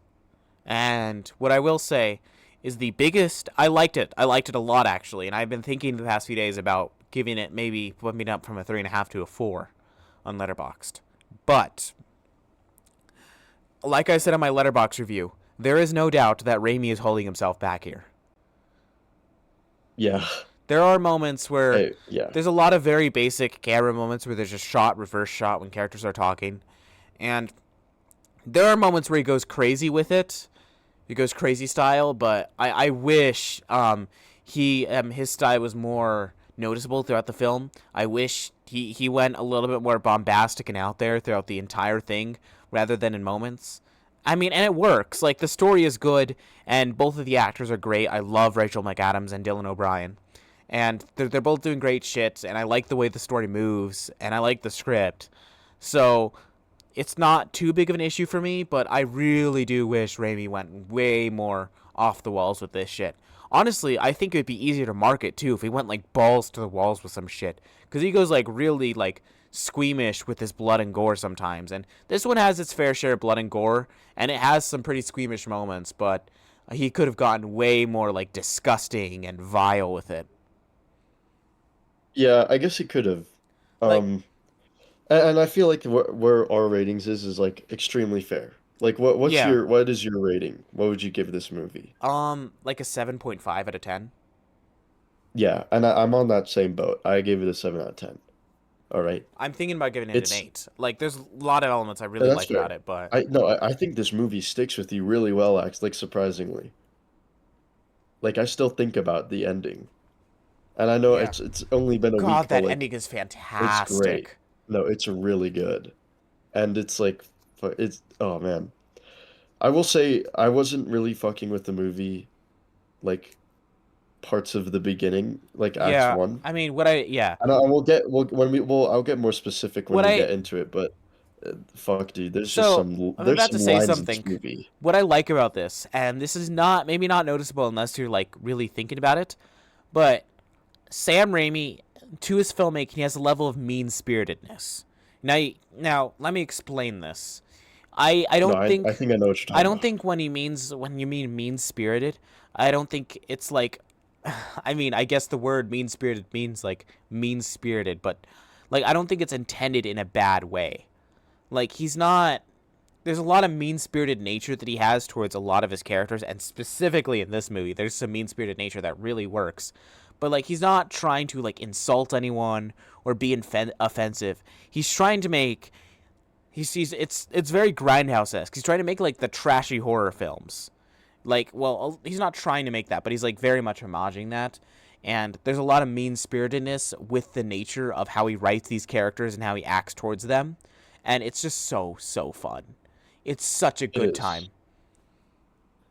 And oh man, it's just ridiculous. And okay, here's one thing that I've seen a couple movies, like over this past week. Um, a lot of those movies, including Iron Lung, at points in the movie, I'm like, all right, what are we doing here? Like what are we doing here? Like what's going on right now? Like what are we doing? And at no point was I like that during this movie. I genuinely feel like this movie is paced like extremely well. Yeah, I don't think there's any point in the like there might be some points I don't necessarily fuck with, but I wasn't like what are we doing here? Like what's happening? As in like okay, let's just move on. No, it was perfect. and Like pace wise. so what I will say is that what I love about this movie is how it plays with the characters' morals and how it plays with the audience's morals specifically as well, and how it develops the characters and puts them in this situation and develops them and uses this to play with our morals. This is something very similar that comes up a lot in Sam Raimi's work. I'm going to talk about A Simple Plan here because I fucking love that movie. But what I will say, I'm just gonna give you the plot of A Simple Plan. So Simple Plan is basically just like three people, um, like they're like three they're not very smart people. They live in a very small, like snowy mountain town, and they're walking in the forest one day, and they end up coming across a plane, and that plane has a briefcase with a very large sum of money, and they don't know where it came from, but they have come across a very large sum of money and no one saw them have it. So what these three people are doing is they agree to just evenly split the large sum of money and try to figure out a way how to like launder it and you know take it under the law's nose. Now, because these three people are idiots and they're all very greedy, and the movie's like speaking to the greed of man, that doesn't go very well, and the movie like really evolves on that on that premise, and it's fantastic with all the stuff that it does. But this thing does a very similar thing, whereas a group of characters with very distinct personalities put into a scenario where their morals have to be played with, and we see them develop as characters as their morals are played with. Yeah. I know, I know exactly what you're saying. At the end of the movie, you're not really rooting for anybody. Like At least I wasn't, because it's insane. Like it twists like what you think's gonna happen at the end, and then does something completely different. It's like I don't know. I Yeah. don't know. I just really Yeah. liked it. I was just like just entertained by it, So, and yeah, and you know what? It is. There are parts of the movie that can be like a little squeamish, which I think was fun. yes. I don't know if, and we'll get into spoilers, but there's this one part of the movie where, everyone behind me, you just heard they're like, oh, Oh, oh, yeah, and in my theater for this one, people were laughing. They were like having a great time with this. oh, And good. that's That's like the actually good. intended. Okay, good. At all the Yeah, very bloody and squeamish moments, people were laughing, and that's like the intended effect. it is. Yeah. Um, No, it's so great. what I will say, I don't want to talk about the actors and the characters for a bit. So Rachel McAdams here, she's fantastic. She's also, I think, honestly, kind of an underrated actor. I haven't seen her doing much recently, but she's fantastic. And this movie only gave me Mhm. more respect for her. Yes. Um, so she plays like this young like office worker in this office, and she's very hardworking. She's very smart, and she wants to advance up to a bigger position. That's all I'm gonna say about like her arc. Well, but like her as a character, she plays it so well. And what I say about mean spiritedness is the movie is very mean spirited towards her as a character. She's very sad. She's very lonely. She's very inept to a lot of situations, very socially inept, and not very socially aware of a lot of things. She's also very disgusting. The movie, like, really, with a lot of the camera angles, and a lot of the writing, it really focuses on how like kind of like disgusting and like slobbish she is. It really wants us to hammer home that fact. But we feel sympathy for her anyway because she is bullied by Dylan O'Brien, who is also fantastic, who I want in more shit. Um, I want to see him in more stuff, and I want to go back and like watch more of his catalog after this. I did see him in Saturday Night, the Saturday Night Live biopic movie. He played Dan Aykroyd. He was great. But uh and in the other way the movie's very mean spirited is this boss character who is very arrogant, he's very selfish, and he's also just a very mean person. And he's very mean spirited towards the Rachel McAdams character, but the movie gets very mean spirited towards him later. It's just the movie's very fun. It feels like it's this incoming fate, this kind of I don't. I'm trying to figure out a. It's the movies. The characters feel like they're playing with their fates in this film, and it's just like it feels like fate is kind of like laughing at them in this film, which is some of the best parts about this. And that idea and that feeling of like fate laughing at the characters is something that I also love about A Simple Plan, and yeah, it comes off in this movie a lot. Yes, it does. Absolutely 150%. Like, uh, I don't know. It's very cynical, which is very funny. What I love, yeah. And there's a lot of moments in this movie where, oh God, like, I can't really say much without spoiling it here, A lot of if I'm gross gonna out be stuff, I'll honest. say that. Yes. And it's like, and sometimes the characters do things that even are very unexpected, which is always fun.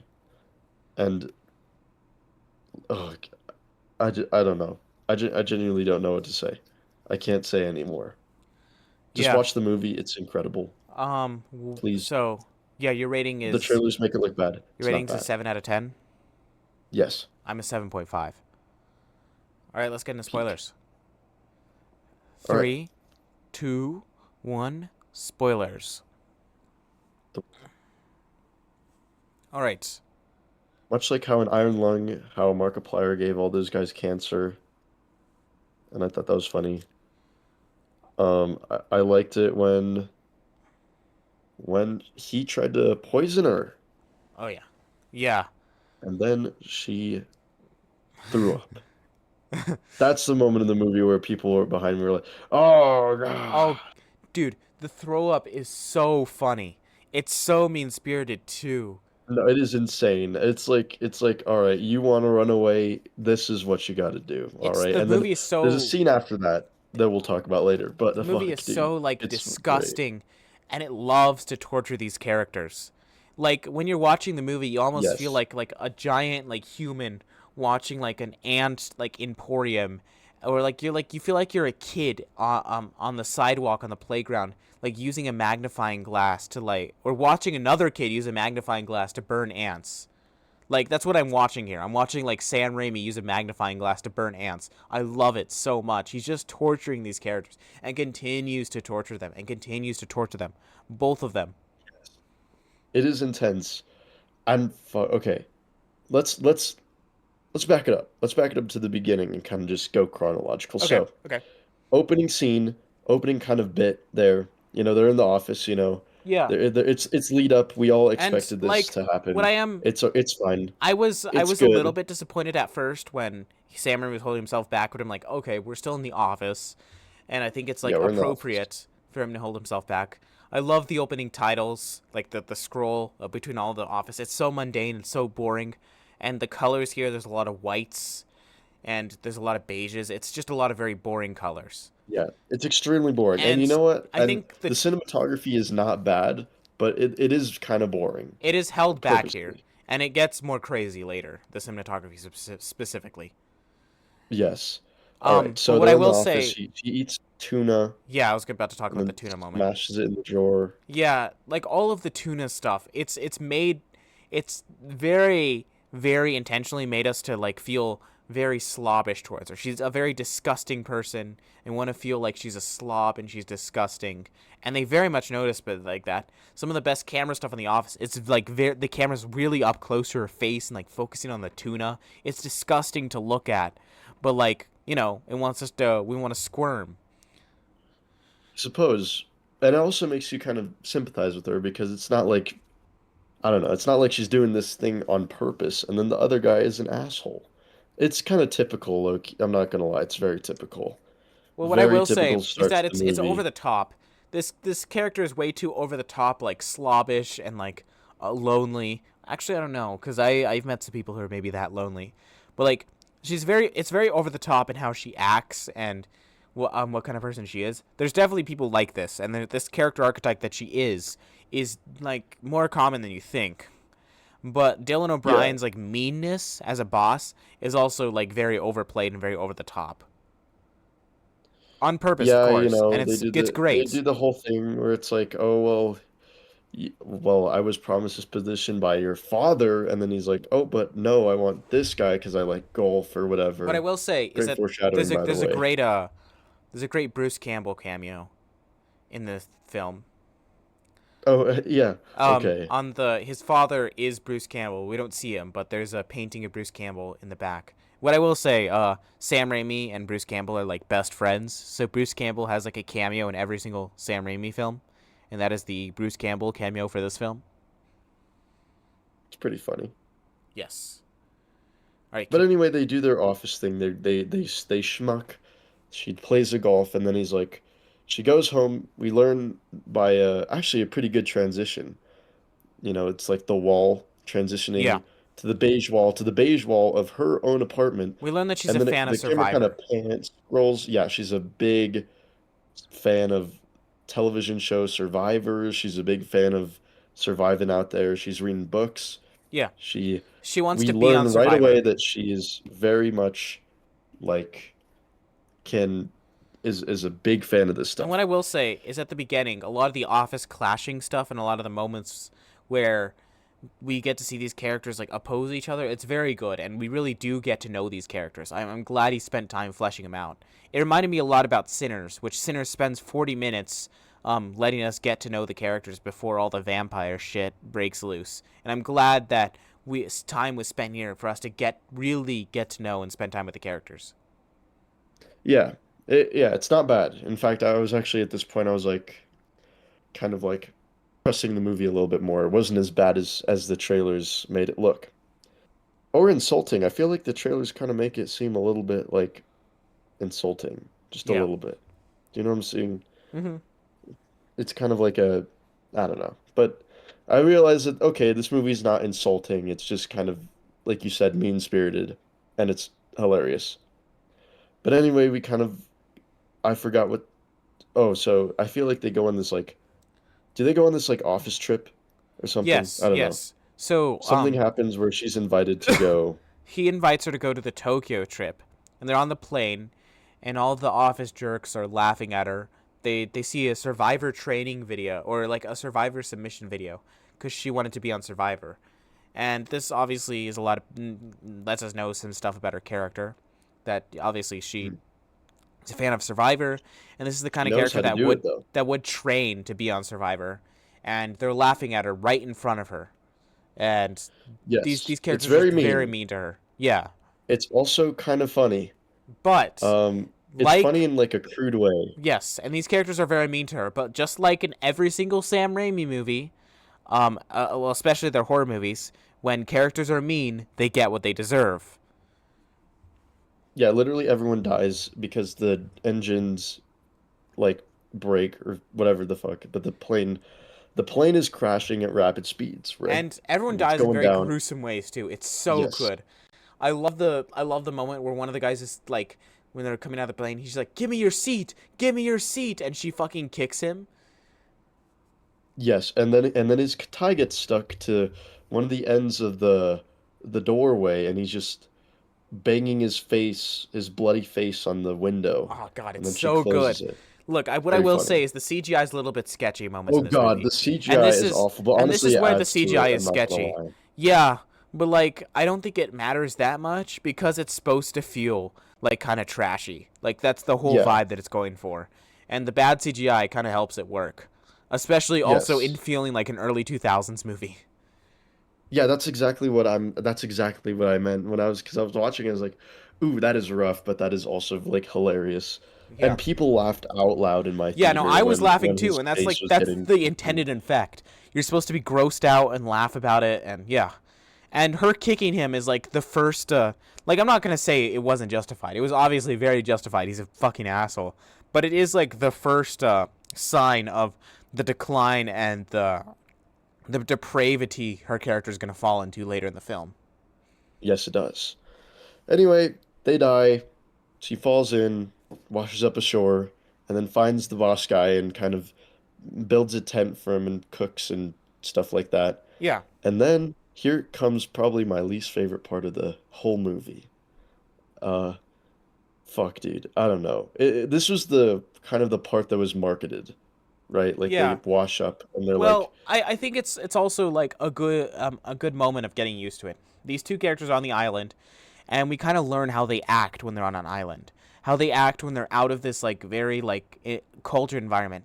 I think this film is kind of commenting on capitalism and this kind of business culture, like and just society as a whole and these just like society social norms. It's like how are these characters acting outside of social norms, outside of society? Um, Dylan O'Brien's boss character thinks that he's the boss of her, thinks that he can control her and still be mean to her, and he very quickly learns that that's just not going to work. In the hierarchy of this new island, they are equals, as of for now at least. Um, and so we very learn how well uh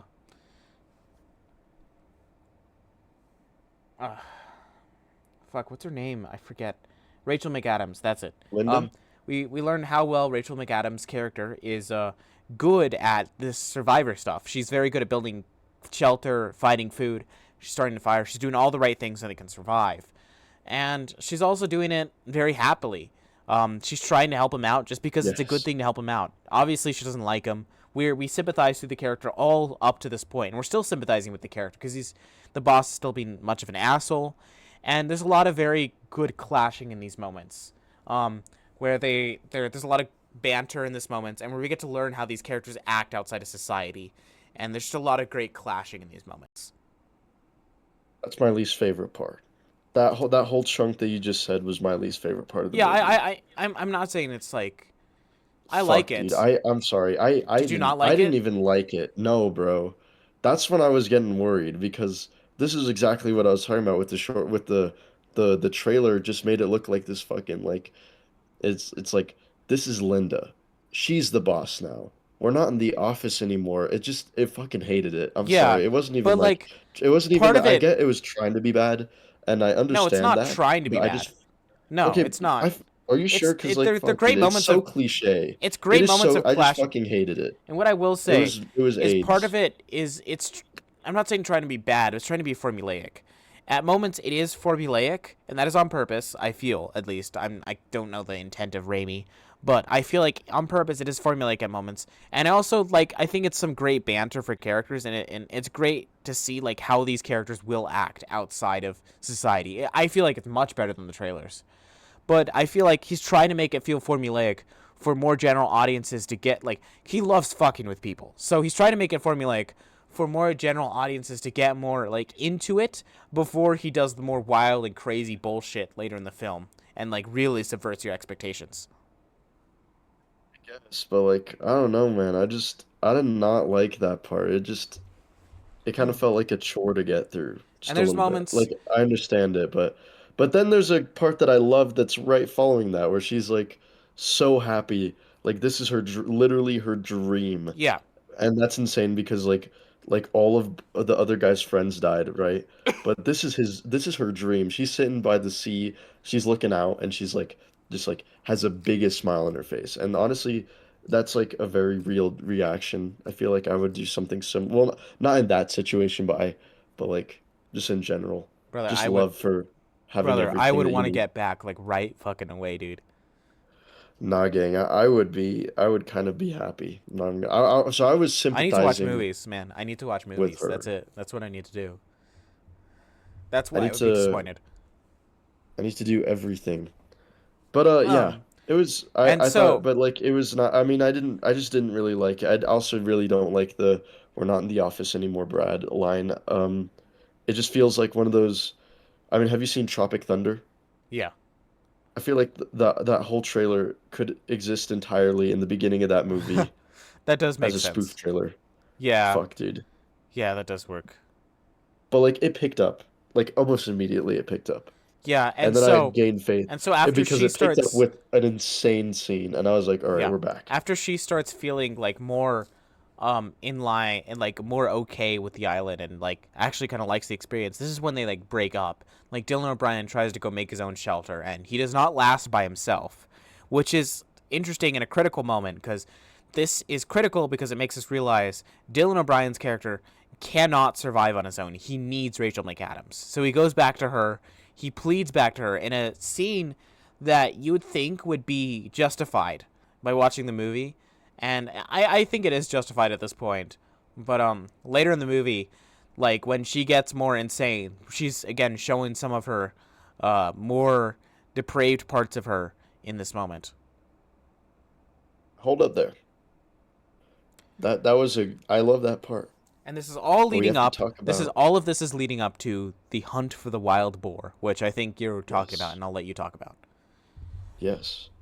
So after that kind of whole thing happens, she's like, "All right, gotta go hunt now." And then she goes and she hunts, and it is like insane. It's a fucking really shitty CGI boar, but like it's also really fucking like God, it's funny. such a good It's scene. funny, It's but it's so also funny. good. It's so And like gory. It's so over the yeah, top. it's there's a part where she like kind of it has her back to a log and sticks her fucking spear and like stabs the boar through the heart and then through the eyeball and it's very gory and the Yeah. blood splatters on her and I love that shit. That was great. And what And the I boar looks like fucking like genuinely 2000s like video game The yeah, Mummy oh, type. Like it's not it's good. bad, but I like think it's it's a little bit good. better You know than what I'm that, saying? but like yeah. What I love about this is Yes. Just barely. how much emphasis he has on how mean the actual boar is. The boar feels very animalistic and it's just a very mean boar. I like this idea how he's not like shying away from all the realer moments of like the animalistic moments and like the moments of Mother Nature. Like obviously this feels like kind of revenge of Mother Nature at this point, but like he doesn't shy away about how real this kind of stuff is. That Absolutely. boar is mean as hell, and it takes a lot out of her to kill it, which is great. It's a very fun scene to watch, and when she finally does, it's a very gory scene and it explodes in some amazing gore. Hmm. And then she brings the head to him, gets and they're all covered in blood, and it's a good visual. And then they eat it, and it's like when they eat the boar, it's very satisfying to see them eat the boar, and they're like fucking laughing Yes. about it. It's like the only, well, not the only, but it's the only part in the movies thus far that you see both of them like genuinely enjoying it, Well, they're because starting it's to like, they're starting to go crazy.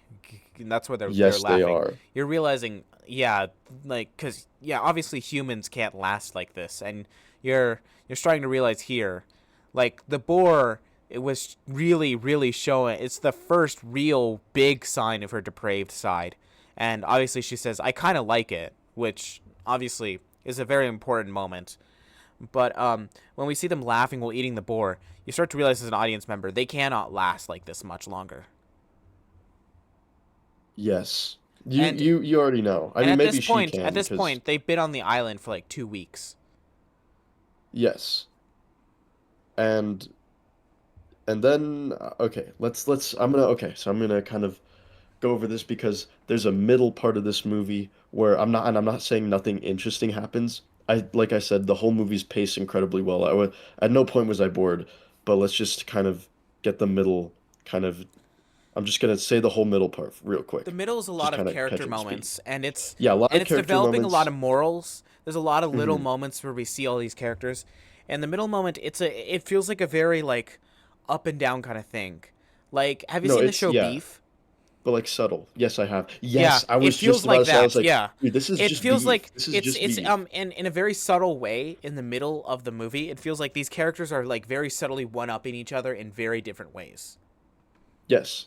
So you have the boss guy, and he kind of goes in and out. Well, he's like, all right, never mind. I'm doing my own thing, and then he comes back later because you realize that she's thriving, man. She's getting these like really good tasty dishes. She's brewing rum, perhaps. She's brewing rum. She's getting all the spices together, good sushi. She's making good shit, making hats and stuff. They kind of bond a little bit over a fire, just like slightly a Yeah, little bit well, over a fire. they're not And they're then bonding more and more as this comes over. yes. And I will say, But which is also important for the movie, there's some sexual tension that grows here as well. yes, there absolutely is, especially here, let me finish this one part. But especially kind of in that drunk scene where she kind of brings up his fiance, who is like, "Do you miss her?" And he's like, "Yes, I do miss her." And even though we know that he's kind of a piece of shit because he was kind of earlier in the movie, he was kind of getting on this one girl as like a job interview. It's like, what would you do? And then it's kind of implied that he's cheating on his fiance with that woman, or was going to. Yeah, Anyway, during yeah, that whole scene, we learn some sort of backstory about Linda with her husband and how he died, but he was abusive. And literally the first thing I was like thinking about in that scene was motherfucker did it. Like I think she killed her husband and kind of covered it up. At least that's what I thought. And I thought that um the movie would show us that. well, And I'm glad it didn't. I'm glad that it kind of I was think, left and ambiguous. so I love that campfire scene for multiple different reasons, and I think you're missing a lot of great elements of that scene. Number one, they have a conversation about how abusive Dylan O'Brien's upbringing was, and how abusive his parents were, and she says something about how monsters aren't born, they're made, which is, Yeah, yeah, yeah, oh yeah, and then we bring in the kind of theme the of thesis of nature the versus films. nurture. Yeah. Yes, that's kind of the thesis So of the that film. so this brings in the And whole point of the movie, and then and the movie kind of builds off of that. yes, and then Rachel McAdams starts talking about her abusive husband, which she had, and who died. And she talks about the day that he died, where he was really drunk and he was abusing her, and they were having an argument. And so she gave him his keys, and that was his last drive because he was very drunk. Um, Obviously, we feel sympathy for this character, and we're feeling kind of sympathetic for the other boss character. At the beginning of the movie, even when they start getting on the island, we're still in Rachel McAdams' eyes. We're still feeling sympathy for her. But this is when we're starting to feel sympathy for both characters. We're starting to see the humanistic elements of this boss, right? And Yes. so when she talks about how she killed her husband, we feel sympathy for her. But again, thinking about this moment in a different light after the movie, seeing all the things that she did, like I don't know. It's a very morally ambiguous moment because Yes. what I will say is a lot of people would argue about if they feel how they feel about what about her doing and giving her husband the keys. And I'm just going to say like I don't feel that she's completely unguilty in the death of him. Yeah, for sure. And I think looking at this moment in the light of the moment of them drinking wine by the fire, and it's very like formulaic music. By the way, the score is written by Danny Elfman, and it's fantastic. It is. But It the really scene is is. supposed to feel very formulaic. The music's supposed to feel formulaic. Everything about this scene, all the elements about this scene, is supposed to feel very formulaic, and so we're feeling sympathy for her.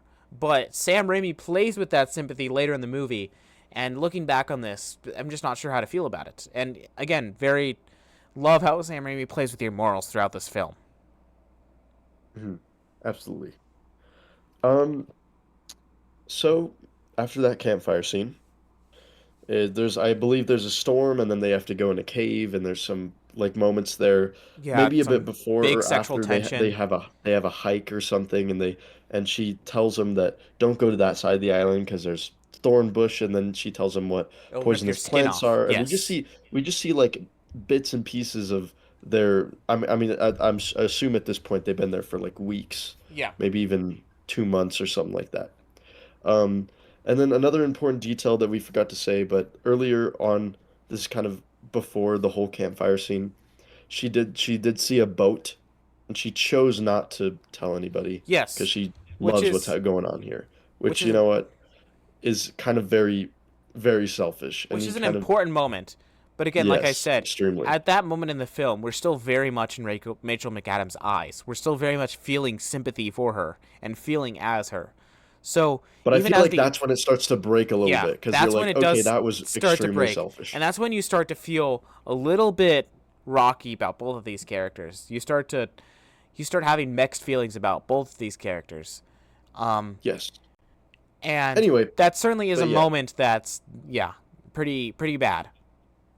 But anyway, later on they do their thing. They're actually doing pretty great for like a long time. Like after the cave scene, they're doing good.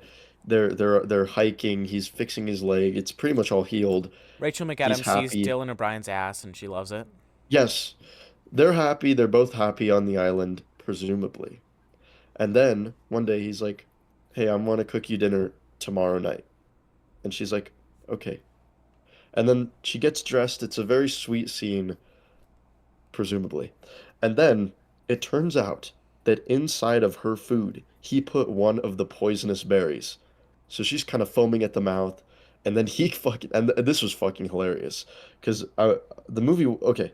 So at this point, I was genuinely was wondering, because I know Sam Raimi is definitely cynical, but the movie, as you were saying, kind of was holding back from a lot of that stuff. So I was wondering, is this movie going to go in a completely different direction than what I was thinking?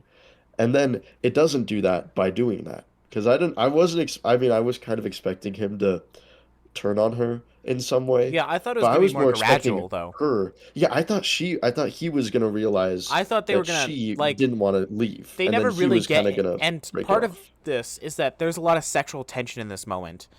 Um and they never really get into a relationship, like ever. I thought that they were gonna fall in love and it was gonna be like one of those stuff, and I'm like, okay, is he gonna make him fall in love? That's what it was really leading up to, and it's feeling very formulaic towards when we build up to that scene.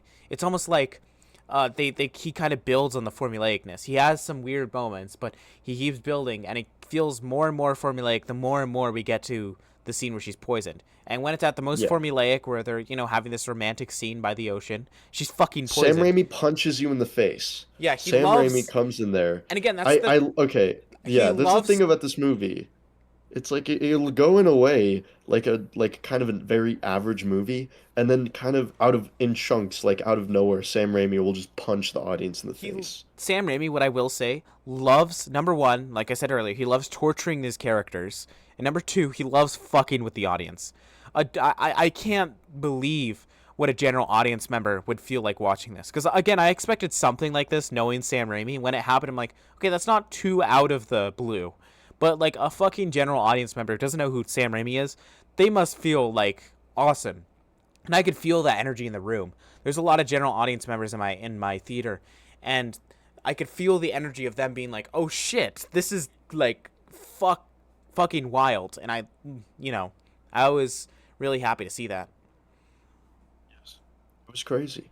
Like, And then if he turns out that he built a raft, and it was kind of foreshadowed a little bit earlier, but he built a raft, and then he's using that raft, and he goes along sea, and then it like breaks and just gets destroyed, and then he washes back up on sea, and this is where we're at now. We're at the throwing up scene, and yeah, that's great. where she's It's throwing very up, squeamish. it's so mean In his spirited. mouth. It's so mean In his spirited. mouth. He loves It's to insane.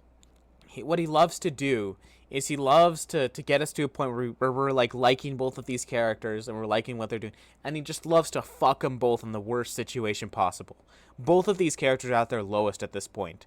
She, at this moment and throughout watching this movie, you really understand that Rachel McAdams' character loves having power. She loves having the power, and she loves specifically having the power over Dylan O'Brien because he's had the power over her for so long and been so mean to her. So she loves having this power over him, and that's very noticeable in these early moments, but we kind of brush it off because of how held back Sam Raimi is. But Yes. at this moment, she's poisoned, she's slighted, and she hates not having the power. Now Dylan O'Brien, he loves having the power over people, but he hates not having the power. He despises it. He also despises her because she's not rich, and well, yeah, but he just despises her because she's disgusting, and he just hates her for a lot of reasons. And but he's a fucking idiot, so he can't make the raft, and that fails, and he ends up back in a situation where he does not want, back on the island with her, which he fucking despises. And she's actively throwing up in his mouth. I love this moment where we're putting these characters in a moment where they are both in a place at this moment where they absolutely hate to be, because she's also realizing, because she loves Dylan O'Brien, she's like very romantically interested in him, and she's realizing, because he says fuck you Linda from accounting, she's realizing that he does not love her in the way that she loves him. Yes. Very important part. And then Sam Raimi continues to kind of strangle the audience because in the following scene, and bro, the following scene, she basically drugs him with a paralyzed like squid that makes you paralyzed for a little bit, and then she, okay. So in the movie, it's like, all right, now I'm gonna chop your balls off. So she gets the knife. Yeah, And she begins to, and you like hear like fucking like squishy noises, yeah, and disgusting, you and can see then his face, and you they can hear him pull going, up, and you can hear him like and it's the a misery rat, in his and like, eyes. Yeah, and but it's just a rat. she tells him that when he gets this paralyzing drug, he can't feel anything. But Exactly. and when she pulls out the dead rat, she says next time it won't be a rat. Yes. Very intimidating. I thought that it was real for like when I was watching that Oh, scene, I thought it was so real because it's and fucking Sam Raimi. and I then when it wouldn't was put a it rat, past it was him. like, okay, I wouldn't put it past that him to makes do that sense. for real. Yeah. So, and then we kind of skip a little bit forward. He's kind of quiet, but he's obeying her because he Yes, genuinely and knows that he is he not lives built in for this. fear. And this is when like a true hierarchy is established, that she is the king of the island at this moment, or she's the queen of the island. She controls everything. Yep, and he's not built for this. I mean, he doesn't know what to do. He has no Maybe idea. like slightly more than like than the first, but still he knows it's not a good idea. All right, and then later on in the movie, she's picking cherries or whatever the fuck, and another boat pulls up, and it's his fiance and some like guy. And then, she's tweaking because she Random doesn't boat want captain. to like leave the what is it? She doesn't want to leave She the doesn't want island, to leave the so island. she Yeah, leaves she them. She doesn't, and leads them she on. also doesn't want him to leave the island. Yeah, So she yeah, she also leads him on to the and top of a cliff, she kills both of them. kills both of them. Yeah. And the way that the movie kind of is structured is like it doesn't show her killing them. But This is you one of know the she weird killed him. parts of the yeah. Yeah, this This is is one one of of the the weird weakest parts of the movie moments. because I feel like it would work. I think it works, but I feel like I was like I feel like he was well, he wasn't trying to do this, but I felt like he was trying to egg the audience on to a bigger twist where it's like Yeah, maybe she has both of them captive, right? but I But just then don't think it's that worked. confirmed that she's dead. I hate the way that this scene is like edited and shot because she goes up there and one of them is hanging off and the other guy's like help me pull her up, and we see her and she like grabbing a rock or something, and then it cuts to black and we don't see the result of that situation till later. And I just don't feel the reason to see the result of that situation till later. At this point in the I don't film, either. Yeah. we don't really this is something that's expected from her character, and she's like far enough gone that like it's not totally out of the question for her character to do something like this. And so I feel Yeah, like he should have it's just not shown, shocking. yeah, I feel like he should have just shown them dead at this point. Although it is a great catalyst and it's a great important moment that these people die, and I'm glad that this did happen. It's a great plot point in the film. Yeah. I wasn't opposed to it cutting to black. It just I don't think they should have shown the clip of her doing it I then, no, you know? I Because you fucking kind of hate when, understand it now. yeah, yeah, that would work too. But I hate when they cut to black because it fucking reminded me of Stranger Things, the finale when they tried to fucking tease us that Steve was gonna die, and I'm like, no, they're not gonna fucking kill Steve, and this is the most stupid, idiotic, terrible fucking Steve. moment when they cut to black and then they cut back and he's like being held off the bridge. It's a fucking Yeah. atrocious moment in that finale, in an atrocious finale. But it really reminded me of that. I'm like, okay, this is cheap, this is bad, and I just don't like this at all. Yeah. That's one of the that's actually probably the weakest point in the movie. I said earlier that I didn't like that like establishing banter, but I think structurally this is probably the worst part. That really bogged it down for me. Structurally, that Because I establishing thought that because banter I was is like, necessary. okay, wait. Well, because I also thought if you're cutting to black, I was like, okay, wait a minute. You didn't show that her killing them. Like, what if they do something crazy and she, like I said this, but I was genuinely thinking this in the theater. I was like, oh my God, does she have them captive? And then is there going to be like a weird shit going on? Like, what's going to happen? Is there going to be a twist? And then it just didn't really I don't happen, know. and I was like, nah. I just feel like they egged the audience on for that one, for no reason, Yeah, because everyone knew what it's was pretty gonna obvious. happen. So Yeah. yeah, you can keep going on what's going on. Anyway, so basically so he finds his wife's like hand in the thing in her And okay, ring. also what I will say, it's a great imagery. Her hand just like kind of peeking out, like It is. from the sand. It's such cool imagery when you can see her ring. Yes, it is very This good. is when Dylan O'Brien like really turns, and we really start like feeling sympathy for him. We feel sympathy for him before this, but we really start feeling bad for him because he is actually like genuinely pretty like shocked and sad that his fiance is dead. We actually do find out that he genuinely does love her, even though it's like it's hinted at earlier in the movie that he doesn't. But like I think he genuinely does have a lot of love for this woman. Yes. So, all right, and now we're gearing up to my favorite part of the movie. Wait, wait. There's some other moments. So there's some banter between him, and he still finds out that she's queen. But there's a great dream sequence where Rachel McAdams sees a zombie Oh, version of his I fiance, forgot which that. is so fucking good. It's such a great Oh dream man, sequence. It's a great scare did too. it get you? Did Yeah, it it get did you? get me, Because and it I'm like, got me. it got me, and I'm like, fuck, that's so good. That's so good. I No, loved that no. moment. How could I forget about that? That's like that was one of the key takeaways from that movie. Yeah, it's like I was not expecting that zombie, and then it did the zoom thing. Yeah, Dude, in my theater, people fucking like screamed. It was that was hilarious. probably the most Sam Raimi moment in this film. That had the most Yes. Well, it was style, like and that was like the most like yes. kind of like it was practical of makeup and effects, which he loves to do, and it's just weird and funny and scary all at the same time, and it fucks even with his fans, like people who know his style. It even still fucks with you because it's a great jump scare. Yeah, no, and it's also one of those. It's like God. It's like after the jump scare, it's like some like clarity. You're like, okay, fuck, that got me. And then you kind of have to laugh it What off. I will And say, that's exactly what what I happened. will In my say, entire theater, they were like, and then they all like laughed it off at the end of what I that. will It say was is that great. in horror movies, I hate it. I absolutely despise it when they do like fake out dream scares that are just dream sequences in characters' heads. But this was done really well that I loved it. I loved it. It's one of my favorite moments from the movie. Yeah.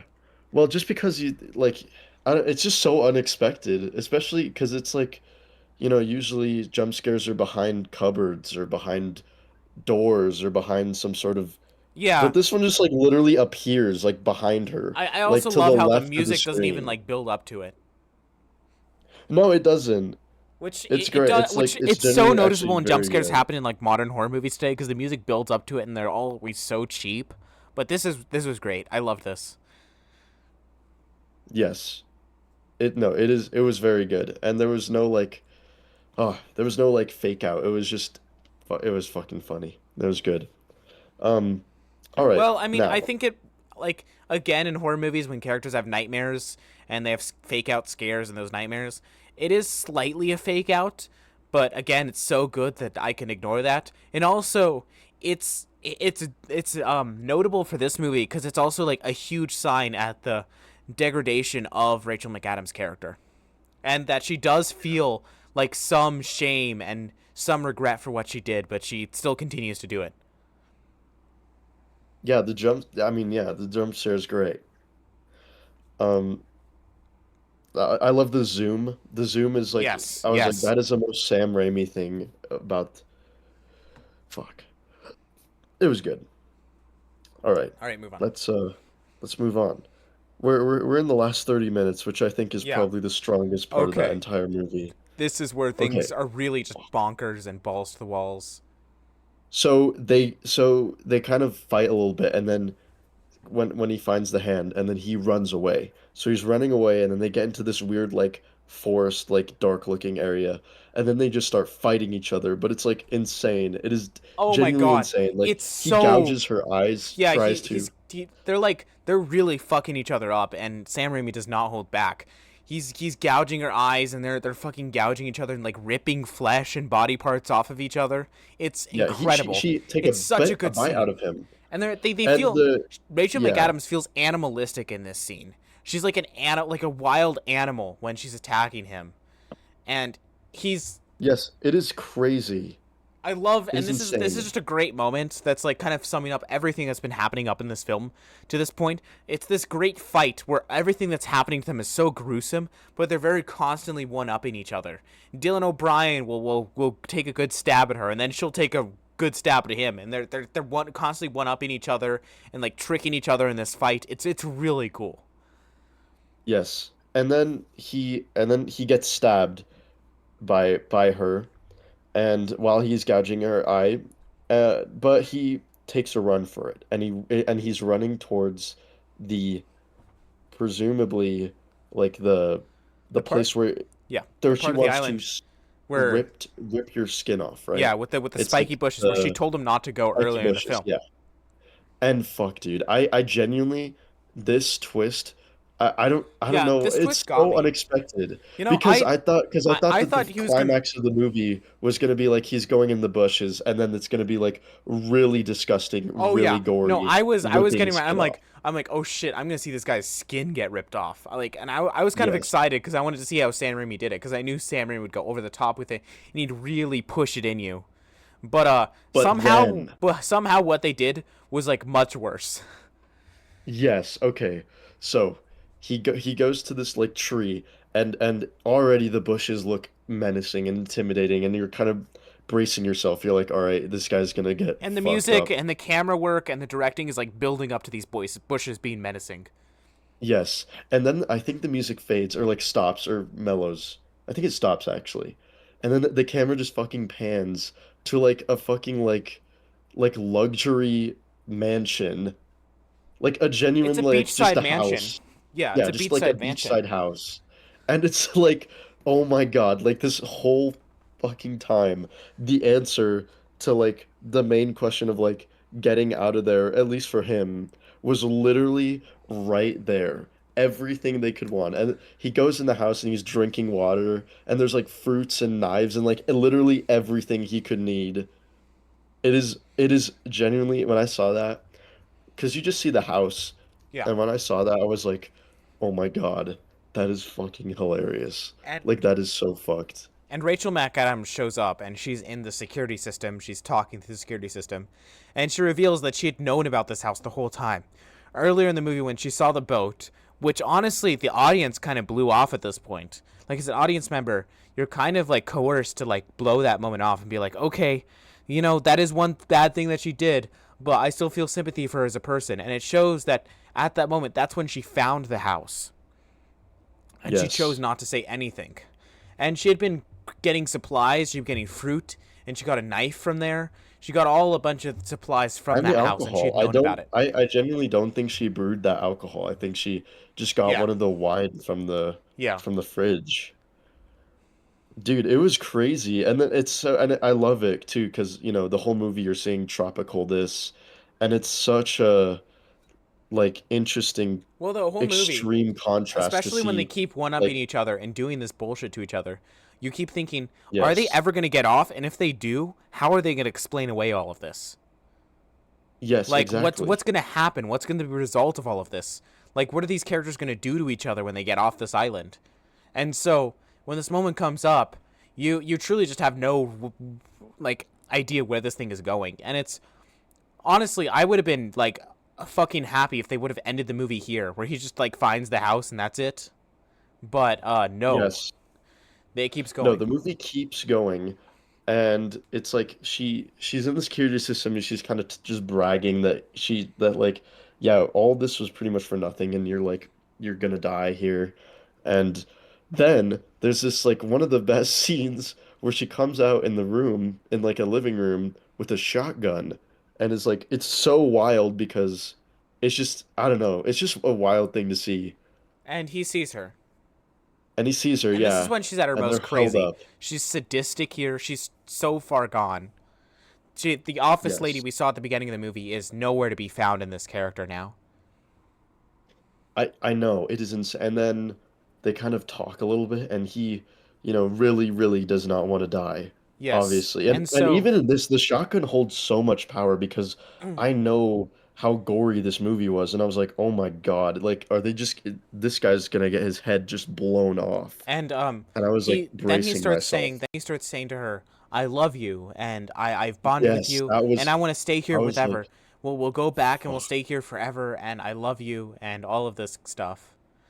And I'm like, yeah, I just didn't know what to think at this moment. I thought maybe he went crazy too.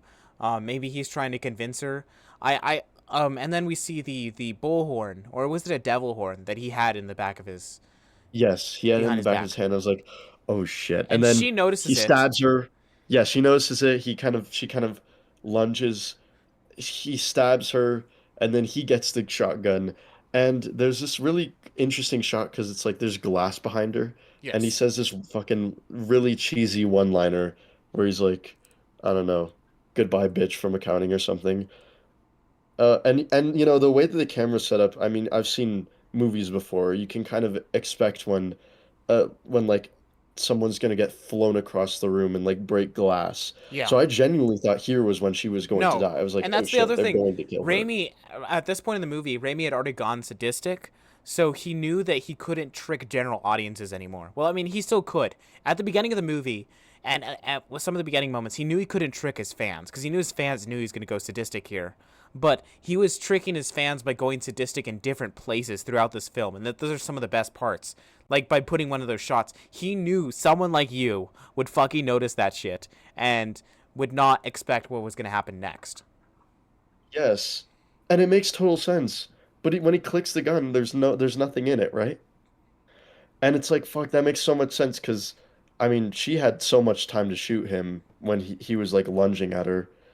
And it makes sense why she would want to trick him in case he pulled some shit like that, right? Yeah.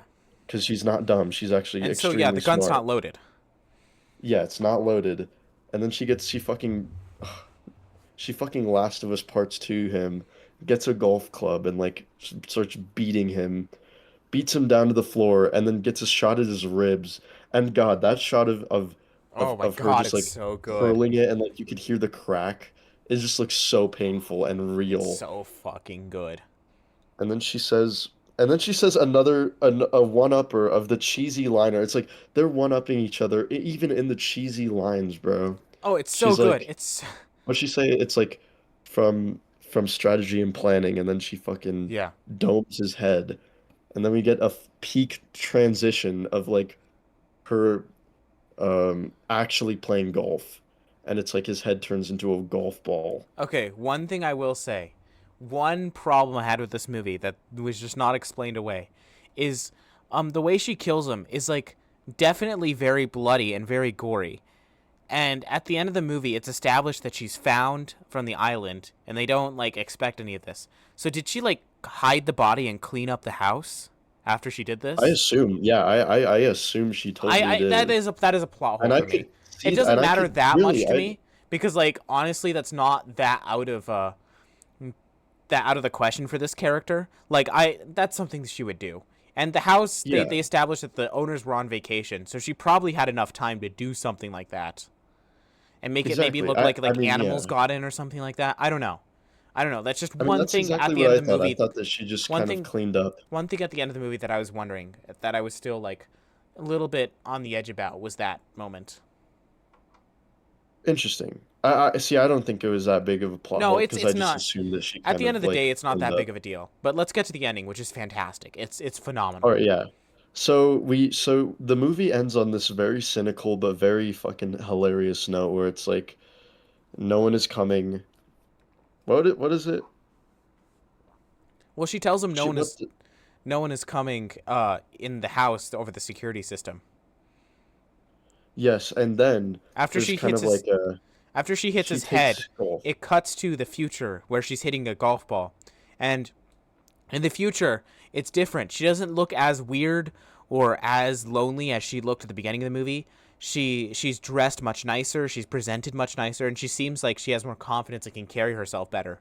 And they're interviewing her on the news, and they talk about how she's like the survivor of a plane crash for her business trip, and they keep talking about how her story is going to be adapted into a movie, which is funny, and she's Yes. talking about how she's like writing a book, and it's a news interview, and it's very fun. Yes, and it's yes, it's fun, it's crazy, it's insane. She goes up there and the like I said, the movie ends off on this note where she directly says to camera, she's like, "What advice would you give people?" And it's like, "No one is coming and no one can help you, so you have to save yourself." Yes, And then she domes the ball again, and then it cuts to fucking her and her amazing. bird in a In a car, and it's car, in a red great. car, in an open hood, in an open top car. There's no ceiling on it. Or I don't know I what's don't know called how the the car. fuck. I think the Open hood. bigger you said that the plot hole of like the like how did she clean up the mess? I think the bigger plot hole is how the fuck did Tweety survive, bro? Unless it's a different bird. I But don't. like, The bird dude, can fucking that survive, dude. bird was alone. Dude, that bird was alone in the apartment for like months. Yeah, you're right.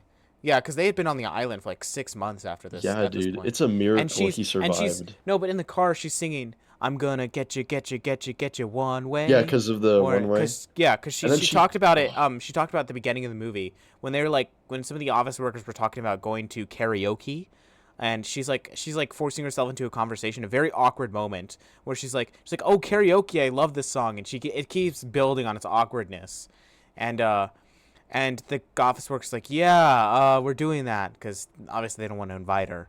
And so she's hmm, singing the song, and then she looks into the camera, and that's how the movie ends. peak. And she kind of like stops singing, looks in the camera, stares off And smiles. directly And she into does the like an evil audience, smirk. smiles, and it's very And it's creepy. It's very fantastic. good. I love that Fuck. ending. One thing that I I do too. just It noticed was, I about think that this, was my what I just favorite part. mentioned about the beginning of the movie, that is really great, is it's so awkward. They really hammer home how awkward this character is, and you get a bunch of secondhand embarrassment from this character. Yes. And he really hammers it home, and he keeps going with it. It's almost worse than some of the squeamish stuff, at least for me. All the secondhand embarrassment from the conversations from the beginning of the movie.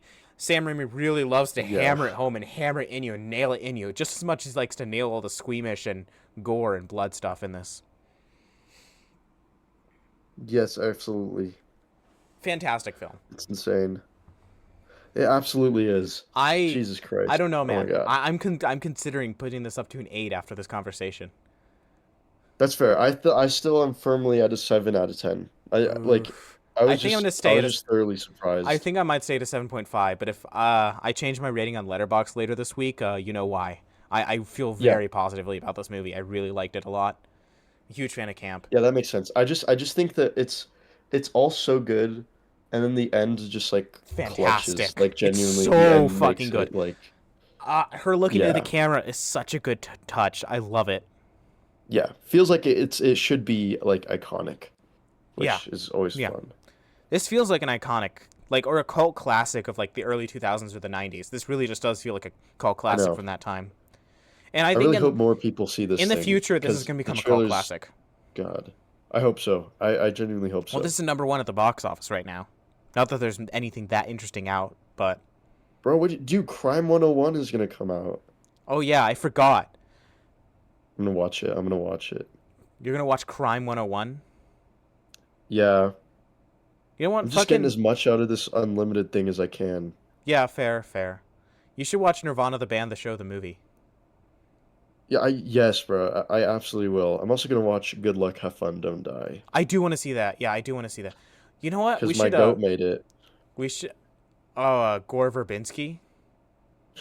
Yeah, okay. To be fair, I don't think he's like Oh no, I exceptional. like Gore Verbinski. But God, Rango. Oh, come on, dude. Rango's one of my favorite. You love Fucking. the Lone Ranger.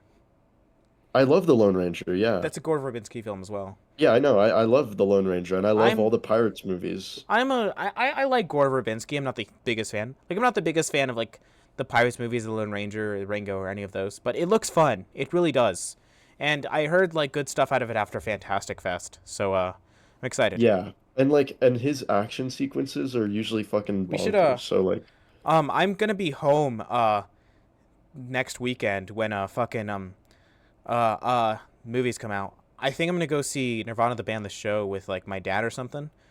But if you want to see like Nirvana the band the show, or we should watch Wuthering Heights together. oh fuck no. You don't want to watch Jesus you don't want to Christ. watch Wuthering Heights together? Maybe Nirvana the band the show. You don't want to Wuthering watch Heights Come is on, like an dude. interesting movie to see because like I don't want to see it alone, but I also don't want to see it with like anybody else, which is insane. Dude, it would be so funny. It looks so funny. I'm gonna laugh at it. I'm telling you, we gotta see Wuthering Heights. Please. Okay, we'll do it. Fantastic. Well, if I can make the time work out, because I know Yeah, there's of there's course. some things that I might be busy with. But if I can make the time, I'll text you. Yes, absolutely. Please do, because we gotta watch Wuthering that Heights. show. Gotta watch Cold Storage. What about that I one? don't care about Cold Storage. I'm gonna be honest. Dude, I'm gonna watch I'm it. fucking hyped for Nirvana the band, the show, the movie though. Like I'm fucking Yes. like I'm ready for it. Yes. Okay. All right. That was Send Help. Yeah, that It was was good. fantastic. 7.5 out of 10 for me. Great Yeah, film. 7 I out of hope 10, I yeah. hope this is doing decently well, so I hope they give Sam Raimi the keys to do more cool stuff. What I will say is a little bit about this. I feel like some studio meddling may have made it more like basic than it should be. So I hope he gets to do something more weird and out of pocket next time. Same here. I love it. I hope he gets to take his next one to the extreme. But yeah, this is great. Yes. Okay. Okay. On to the So next. on to the next one, which I do have notes about. These other ones I didn't know we were talking about on the podcast, so I didn't take notes. Okay. All right. So we have Birdman, or the Unexpected Virtue of Ignorance, directed by Woohoo! Alexandro, not Alexandro. I'm fucking terrible at names. Alejandro G. Iñárritu. Iñárritu's big right now. It's about a washed-up superhero actor attempts to revive his career by writing, directing, and starring in a Broadway production. Uh, so yeah, this movie won multiple Oscars, including Best Picture, uh, back in 2015, I believe, or 2016, one of those 2 years. Yes. Uh, uh, Iñárritu has been growing bigger and bigger in fame. This is one of his big Oscar movies. He also made The Revenant, which got Leonardo DiCaprio his first Oscar. And this year, in October, he's releasing a new movie with Tom Cruise called Digger, a comedy of catastrophic proportions, which the trailer looks beautiful, the cinematography, and I'm fucking excited for because it's going to be a comedy and it's going to be a sci-fi. So I'm just really excited to see what Iñárritu is going to do with Digger. But Birdman, I'll let you take it away since it's your recommendation. What did you think? So I recommended Birdman. I had seen about half of it, so I hadn't seen the whole thing, and because it's been a while. But Birdman is it's one of my very good friends, Xavier Lopez. This is one of his favorite movies of like all time. He's a big theater buff guy, Yeah, I can and get me that. as well, being a big theater fan and love genuine like love and passion for the stage. Um, I had a good time with this thing, like thoroughly. I love, and I mean love the way that it's shot. I mean it's all done in one take. Well, Not no. actually, but like it's Yeah, it's it's um just supposed to look like presented it's in all that done in way. one take. It's not even done in real time. They skip days, Yeah, but the ways that they those they like it transitions like work yeah, are it looks great. up and then there's like you know yeah. Yeah, sometimes There's some sometimes it's time lapses, sometimes it's actually genuinely like really weird trippy visuals yeah. that just transition beautifully. You can tell where the cuts are, like for sure. At But then there's some insane moments there's scenes where some it's like, really great hidden yeah, cuts. We're not it's like even thinking genuinely about it. where, yeah, What I like will where say, do you, how do you do that? yeah, It's crazy. there is some moments where it's like it's weird and I'm like, okay, I just don't think the one shot is working at this moment for me at least. But there's some moments where it's just so hypnotizing that you're just into it and you're just forgetting about it. Really, I was literally not one point in the movie did I ever think that the one shot didn't work. Yeah. I Well, wasn't even really, it was just so seamless. what I And obviously, it's a movie about theater, so they want to, hone that in by having these super long takes for so the actors and what I will crew. say about this is back when this came out, this was like a very divisive film. And after watching, I can tell very much why. I have some issues with it, which we'll talk about. But overall, I did thoroughly enjoy this. It did land with me. And this is like kind of a classic that's been on my radar for years. Like ever since this came out, this has kind of become a classic. Like I've seen a lot of moments from this movie in memes, and I've seen like obviously those like fucking like repost accounts and like uh YouTube shorts and Instagram reels and like TikTok, like those film repost accounts love reposting moments from this film specifically. So I've been bombarded with this film for a very long time. And obviously, this has kind of become like a modern classic, if I'm going to be honest, because of how much I've Yes. seen this film and how much it's beloved. Like again, I was surprised to find out how divisive it was when it came out, but I honestly I think now it's like a very beloved film. It absolutely is. Yeah.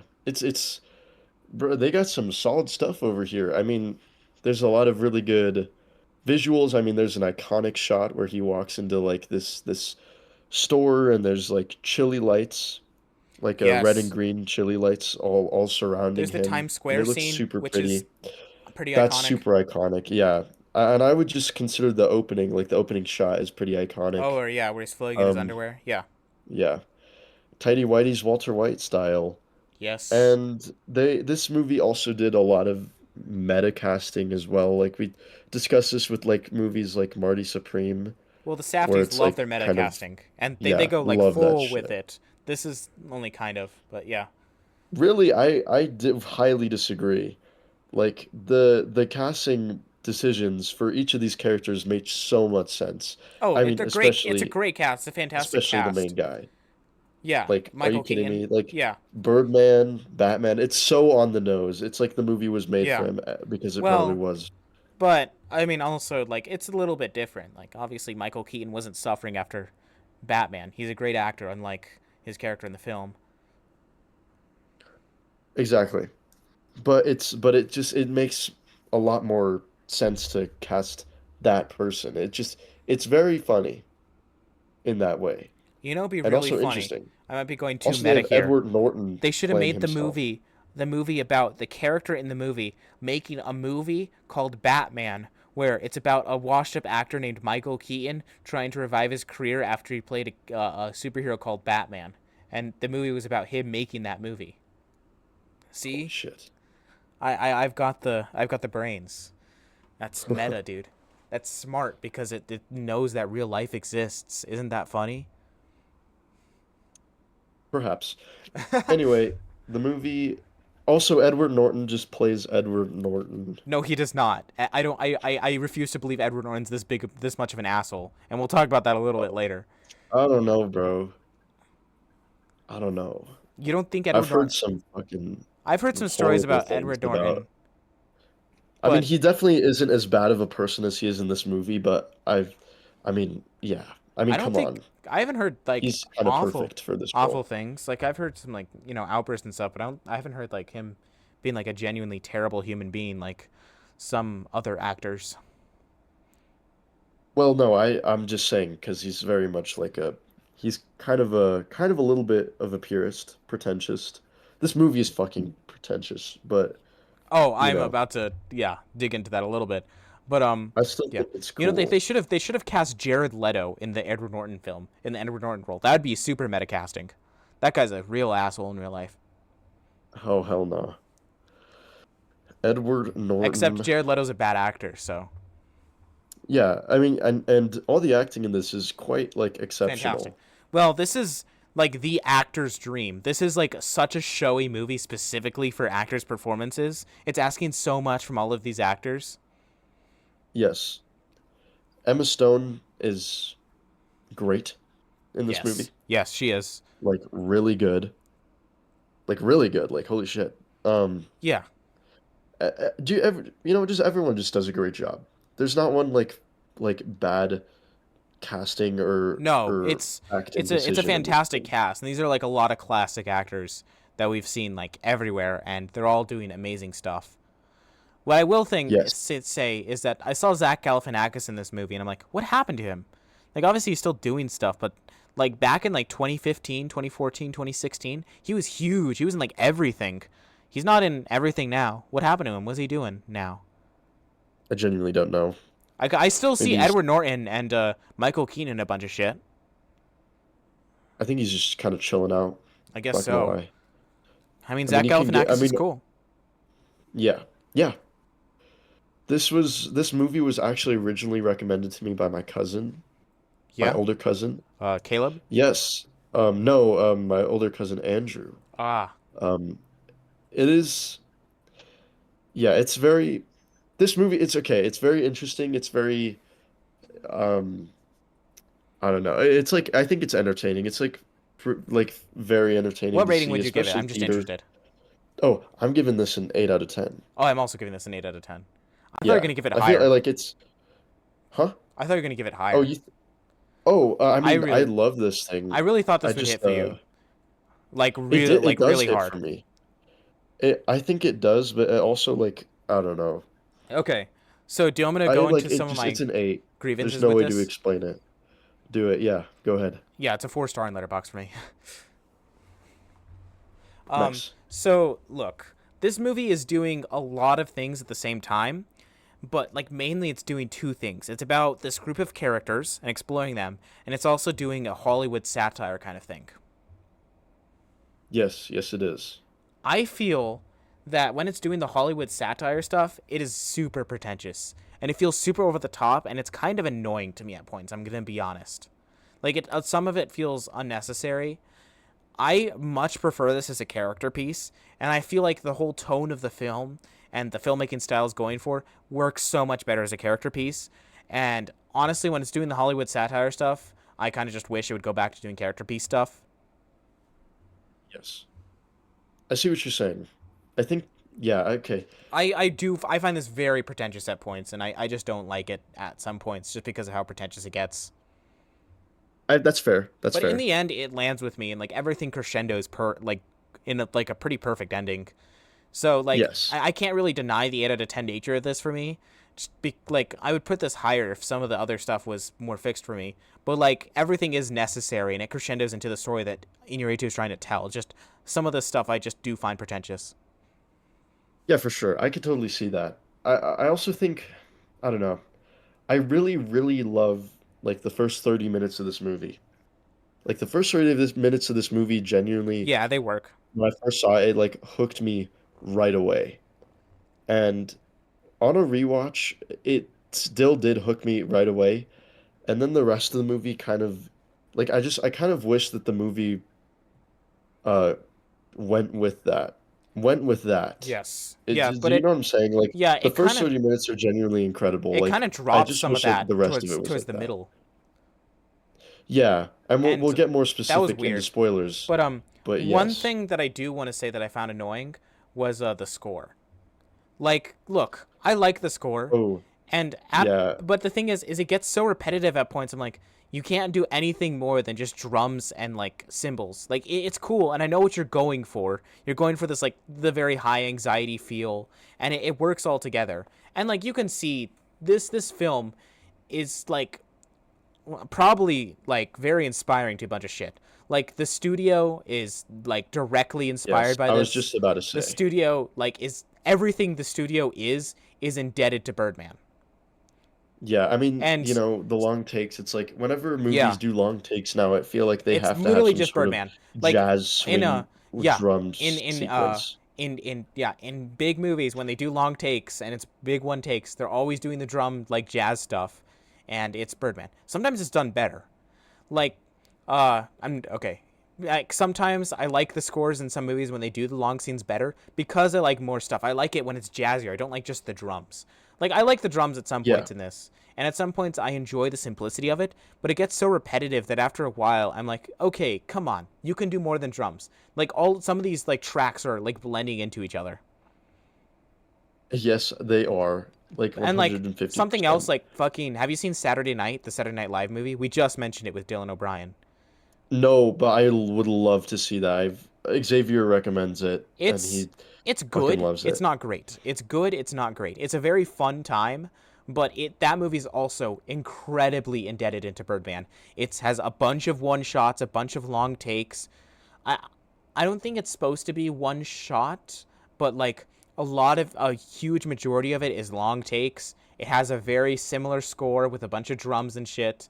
It's people getting ready to do a show and stuff. So yeah, it works. And I think that kind of idea like works with something like Saturday Night Live. But Yeah. that movie is like also very indebted to Birdman, and like a lot of modern stuff is very indebted. It's almost kind of like a new style of filmmaking that this kind of invented. hmm Well, me personally, I don't know. I love that shit. Like I do. I do. I I love like it. long takes of people getting prepared to do so like a show. I genuinely think there should be more. It just kind of makes me sad because I mean I'm sure there are movies like this, but I'm gonna talk about. Okay, so here's a funny little detail. So a while ago, this was like my sophomore year, for my theater like thespian like recruitment, we had to make like a video, and I was like, guys, I have this great idea. All right, I'm thinking like Birdman. All right, I'm thinking like just all of this whole thing. We'll just make the video. It'll be in one shot, like it'll be in one shot. We'll go up to the You didn't know props what you were off. gonna We'll go get up to to. the You know go what up you're to the getting into. thing. We'll go down to the props. We'll go around into the music hall. We'll just show everybody this thing into the auditorium, and then we'll end it by turning the camera, and I'll be the cameraman, and we'll turn the camera, and everyone will be like, Troop 688, all right, it's gonna be great. And I genuinely don't know. I don't know if this was before or after I saw Birdman, but we filmed it, and it took us a little bit to film it, but I'm pretty proud of it. I think we did a good job. It Yeah. was fun and like exciting. But in editing, I was like, all right, I need some sort of music. What can I get? What can I do? What music would like kind of amp up the antics of this? And I was like, oh yeah, let's do swing drum music. And that's exactly what it fucking is. It's just Yeah. Birdman. To be Like, fair, like I'm sure that this scene can be done in different ways with different types of music. And I'd love to see it. Like the long take thing has been a thing for a while before Birdman, but I'm saying specifically the pairing between the long take and like the drum jazzy stuff, I think is invented by Birdman. I may be wrong there. There may be other movies doing it, but like if it's not invented by Birdman, it was certainly popularized by it. yeah, I mean, there's a ton of long takes. Have you seen I'm not. season one of True Detective? Yes, but I'm specifically You know that talking one? about the pairing of like jazzy music with the long takes. Yeah, that one has a long take, and it's not jazzy. It's just very gritty, and I love it though. It's great. Yeah. But And I think there's other one shots. I okay, so I actually there's a movie like this, and what? hold on, let me do some research. Oh, yeah. Okay. So, there's a movie like this, and I've talked about this movie before, but it's a movie that my director for like some of the shows I do theater stuff with, because I'm very much in tune with that whole community. And that director made a movie, and it's called The Third Act. And that Oh, movie, it's a comedy, and it's an indie comedy, and it's not in one shot, but it's in like these super long takes. And I don't think that there's, yeah, I'm pretty sure there's no jazz. There might be like funny music, like maybe funny stock music, which might be like jazz-ish. But like for the most part, in that movie, it's literally just like 30 minutes of uncut, just like stuff happening. yeah. And it's actually super well done. That's And cool. That's awesome. and honestly, I just kind of like there's pure passion for the theater because it's about okay, so the movie's about this like group of performers, right? And they're losing a ton of money and they're gonna like lose the theater if they don't pay their bills. So they have an idea to rob a bank. And it sounds ridiculous, but That's a the great idea plot. is actually is yes, it is fucking hilarious. And it's not like a gunpoint robbing the bank either. It's like one of their uncles like works at the bank and they like just need to like infiltrate it. It's super funny. There's a lot of shenanigans that get in the movie and it is very funny. And I feel like the passion for the whole art as an entirety is I don't know, it's very good. Do you know where people can And watch this? where can people watch the third act? I don't think it's streaming anywhere, Yeah, which is a sometimes shame. distribution is hard for indie artists. I don't know. Maybe Yes, no, it absolutely maybe is. he has like It's a Vimeo account where you can purchase it. Sometimes people do that in the arts for distribution. yeah, I'll let you know because I would definitely recommend it. They actually won at a local film festival. They won an award for I believe, best screenplay for a comedy, maybe best storyboard for a comedy. They did something with it, but it's a great movie. I saw it at the premiere That's and it was awesome. very funny. It's awesome. But anyway, I just feel like I j- I don't know, but like they're obviously Birdman and this indie movie are very similar, but I wish there are more movies that are like that, but that are like fuck, dude, Birdman is so like intense and I love it for that. Yeah. Like I genuinely love it Um, for that. what I will say is that the sound design and sound editing is like perfect. Like technically, this Yes. is masterful. The cinematography is perfect, the sound design is perfect, the editing is perfect. Like all of that is like perfect. It is like a technical darling. It is a technical masterpiece. So no wonder this Hmm. thing like swept the technical awards at the Oscars as well as Yes. the other stuff. I don't know how they did this. Do you know if it was digitally imposed? Because there were some scenes where the camera goes into like a dressing room and it's just like the camera should be in the mirror, but you don't see the camera in the mirror. Was that digitally edited out of there? Yeah, Or were there it's doubles? definitely CGI. There's a lot of CGI in this, and I think Okay. to make some of this like one shot stuff work, they had to use some CGI. I think this is also a digital Yeah. camera too. Okay, that makes sense. Like It's just it's intense. it's supposed to look like film. I mean, it looks incredible. Yeah, but like the camera, like the movie's supposed to look like it's shot on film, but I don't think it is. Yeah, Or at least it's it's not. colored like it. It's definitely digital though. It is. One But thing I like the have is that colors are incredible. It's great. I find just some moments of this movie too unsubtle. You know what I mean? When characters are Yes. talking, it's just kind of the thing where the characters like say what they're feeling and say like what they are. Like there's moments where Edward Norton's like talking to like Emma Stone, and he's just like telling her what kind of character he is, and it just feels too unsubtle for me. Especially when like there's also other moments that they don't do that and they work just as well, or well they work better. And there's also just some Yeah. great dialogue in this script. There's so many funny lines in this. I mean, I feel like that's what happens when you have your movie written by like five people. Oh my god. Yeah, I looked at the end and like five people wrote this. I'm like, that makes sense. This is like a feat that this is as good being written by five people. Usually movies written by five people are fucking terrible. I know. Like you said, it is everything in this movie is technically impressive, and I'd love it. I genuinely love it. It's my favorite movie of all the movies that we discussed this year, or this year, this podcast. It is Really? probably the best one. Yeah. But you gave Yes, it Marty is. Supreme a 5. You like this more than Marty? No, no, no. I meant this specific, Oh, like just this episode. on this episode? Yeah. Yeah, Yeah, it's yeah. my No, it's my favorite. favorite of this episode as well. It might even be my favorite of the last two episode. What did we do last week? Oh, Last week we Taste of did Cherries was Mercy and so Taste of good though. Cherry. I like Taste of Cherry more than this, I but think Taste of Cherry is probably better. Yeah. But okay, I think Taste of Cherries is better, but I just personally liked this one more. Does that make fair. sense? That's fair. Yeah, Yeah. yeah.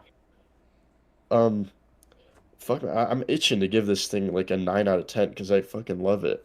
And it gets the theater really well, and it also kind of is like I don't know. I love some of the love the premise. I'm a sucker for like we're gonna put on a show movies Yeah, no, and like it's weird and it funny definitely gets antics that like the happen. like behind the scenes chaos. Like, well, I'm a it's sucker for interesting. that. It's like yeah, it's interesting. It's one of those movies that really makes you feel like you're in it when they're doing that. And I love I mean, obviously, this is the excitement of performing on the Broadway level, but there's so many like nooks and crannies and weird little crevices in the theater. And that's Yeah, a real, that's it's actually, I forgot what theater it was, but yeah, I it's know it's a real, actual theater that they filmed in all of the and the production everything. design is fantastic. Like everything feels Yes, lived in. Even like the stuff that is clearly like just set for the movie. It all feels lived in. yes. But all I the also through all the doorways and hallways that they all are just rushing past to get on stage, it's all exciting and it takes me back to performing at Pope Joy. That shit yeah, was crazy. You know, you go I up and down the stairs. there's so much like attention to detail in the art here. Like I love the Birdman costume; it's fantastic. I love the Yes, Birdman poster in his dressing room. It looks so much like a '90s like superhero poster. Like they captured it perfectly. yes. And it's like the third one. It's like Birdman 3 Yes. Yeah. peak. It's so good. It is so good, like technically, and I'm a Yeah. sucker No. for it. Like as I said, it's a master technically. Like if you just take out like because I have issues with the writing, but like Yeah, technically, me if you're too. just talking about all the technical elements, it's a masterpiece. Yeah. I There's some stuff near the end concerning our main guy where it's like I didn't really feel too oh my God. I didn't really feel too like sympathetic all that much for him. Yeah, and there's the main twist of it. I kind of saw coming from like one very specific moment, but we'll talk about that. Yeah. I feel like a lot of these characters you're not really meant to Yeah. root for. One thing that I will say that um uh there's shit in my fucking throat. Sorry about that. Um No worries. One thing that I will say about this is that Edward Norton's character is feels like he's like a very main part of the plot at the beginning, and they feel like they kind of drop like all the stuff that they're doing with him like towards the end, and it feels kind of They do. It's unsatisfying. weird. It is very weird. Yeah. They kind of stop like they're and without spoiling, they build up this thing with him and this other character, and it's like, oh my gosh, is this gonna like explode at the end of the movie? Like, what's the and then it Yeah. just No, lets it off. could have been so Let's much go. more. They either should have like made his presence at the beginning of the movie like lesser so, or they should have just like find it out something to do with him at the end. And I feel like they should have done the former because the ending is so important, and what they're doing towards the end of the movie is so important to the central theme of the film, and especially how the film ends, that like it feels like that they're maybe wasting a little bit of time by spending so much time with Edward Norton's character and like this relationship between him and Edward Norton. Yeah. And I really like the ending and all that it does, as Yeah, pretentious as it is. yeah, it is pretentious, but But like it's it's like it almost makes you like it's pretentious, but it's not like it's not trying to be like confusing on purpose. You know, like I think it's definitely like you cannot get it. literally the only issue I have with this movie. Like all the acting's great, the directing's great, all the technical elements are great. I think the only issue I have with this movie is parts of the script. And it's a Yes, good that's script. It's not a yeah. bad script, but God, there's just some unsubtle, pretentious moments in this that like I that really do eke me the other wrong way. Okay, well the score is repetitive for me, but like I think that's more of a personal thing rather Actually than didn't I an didn't yeah, objective I thing. didn't really mind it. I am not gonna lie. I did not I mind am the listen. score, I especially after I saw the movie, especially since it after I saw the movie, I did listen to parts of the score. But like I'm just saying, like after a while, if this just playing over and over again, it feels pretty repetitive and it bleeds into itself. The score, but the script, yeah, there's just some parts I don't that's like. fair. There's some fantastic moments though, which we'll talk about in spoilers. But Yeah. Let's it's just fucked because like those first 30 minutes of the movie are like they genuinely they grip you so yeah, well they're so enticing. You're with so all the acting and all the mystery behind like potentially maybe somewhat of a supernatural aspect to it. It's like, oh, this is I'm in this now. Like yeah, I'm excited to see what this is gonna do. you're so gripped with the film, and Yes. And the reason that that I shaved off a star is generally just the way that the script kind of carries out that premise. Because I think there's a lot of great, mostly yeah, great, and then but it could be I just feel like this thing it could be feels like heavy-handed in so nature, much more. and I feel like it's a little bit too arrogant in itself. It's not self-aware enough in moments. I can see that, yeah. I also feel maybe that's intentional though, however. I I don't think feel. so. It just doesn't feel like it. Well, I let's just don't think that intentionally would work in this story. Or at least I the way that they're suppose. doing it. But man, Like I just feel like I was genuinely entertained the I feel entire like time though. some of this could be cut out, but it's kind of hard to cut some of this out. But I'm just saying, I feel like that they were so overconfident with the script and jumping into this that some moments did feel a little bit lacking. But again, as I said, it tied itself up at the end. I it landed for me. It did when it finally ended. I'm Same, like, yeah. I'm glad where this landed, and I'm glad it built up to itself. But I'm not gonna. It's not without its flaws. Yeah. I guess that as well. I could, and I said earlier this was like super divisive when it came out, and I could see why. I could see some people absolutely hating how pretentious this is and how over the top this is. Yeah. But I see why everybody people love this thing. Yeah, yeah. Like it's Personally, very entertaining and I I don't genuinely do love it as not much as others, but I still do really like it. yeah. No, I really really like this thing. Um We should get into and I spoilers. love the yeah, let's just do it. Get into spoilers. But let's talk about real quick. Fuck. I forgot. What was I gonna say? Oh, It's the real moments of the podcast, folks. for real. Whatever. Let's just get into spoilers. Okay. Uh, I'm gonna give this an 8 out of 10.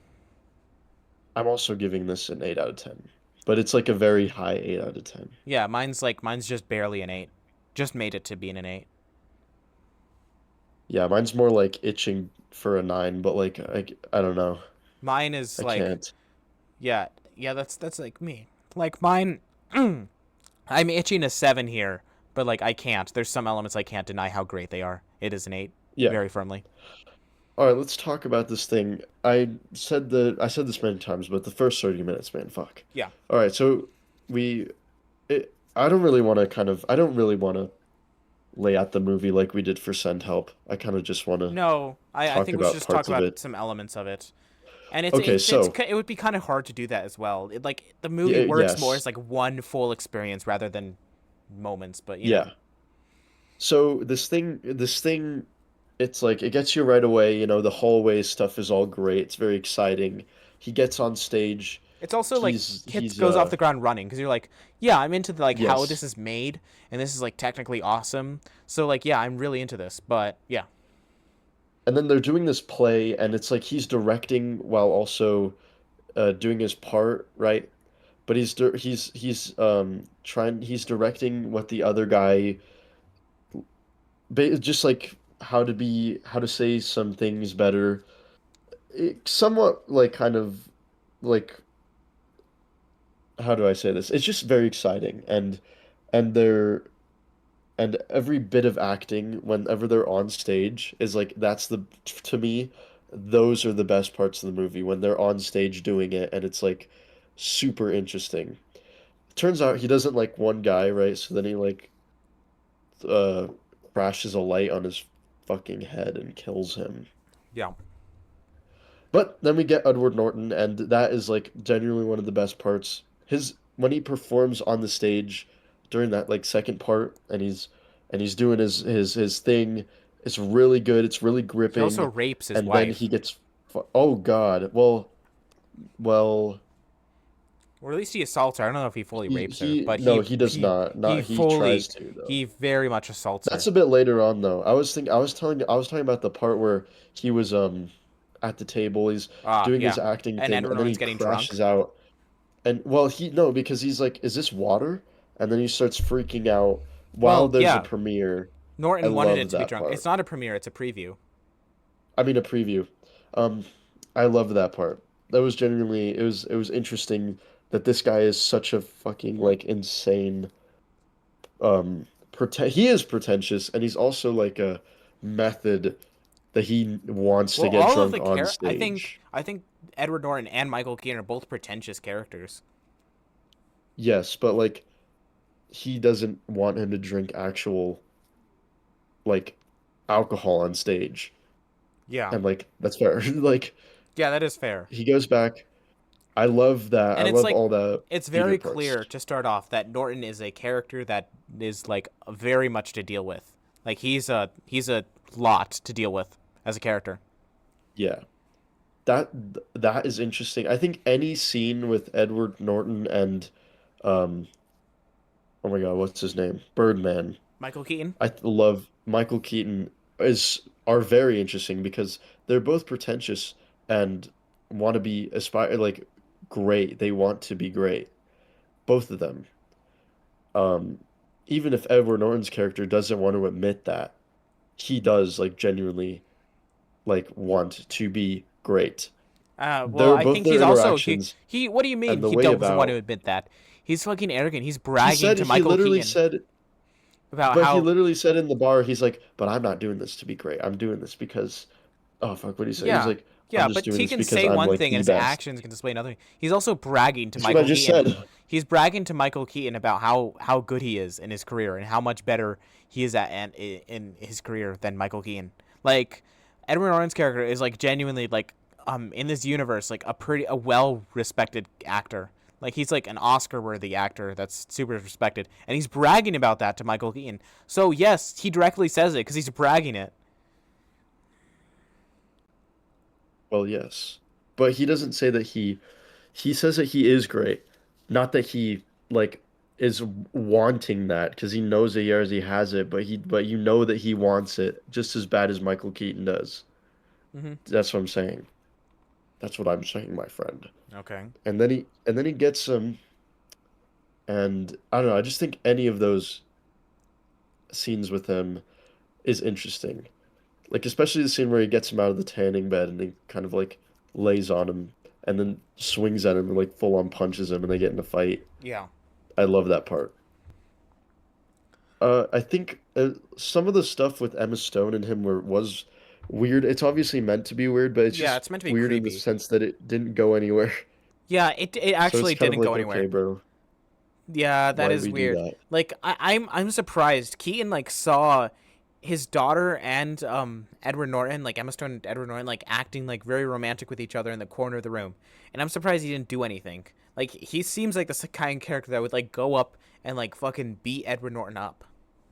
I know, and you see, I was kind of confused about that part because I didn't know if he saw them at first. I was like, wait, did he see them, or was that just kind Yeah, of the yeah. No, I was camera? confused, and then the movie like hits it home very obviously that he saw them.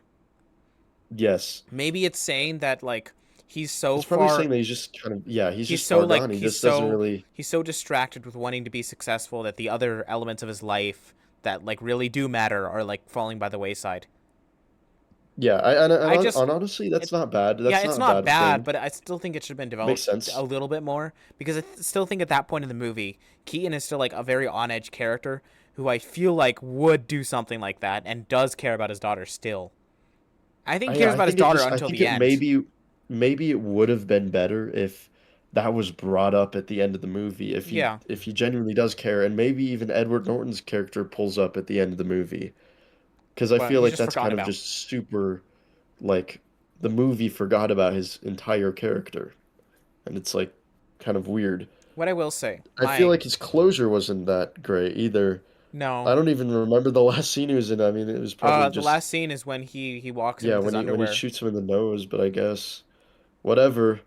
Um, I will say there's one that's like one of the best shots of the movie where they're um they're up in the rafters, right? Emma Stone and Edward Norton, and then the camera kind of does this fucking like it goes over the rafters and then it flies all the way down to the theater and you can see the ropes and stuff from the theater and Yeah, it's great.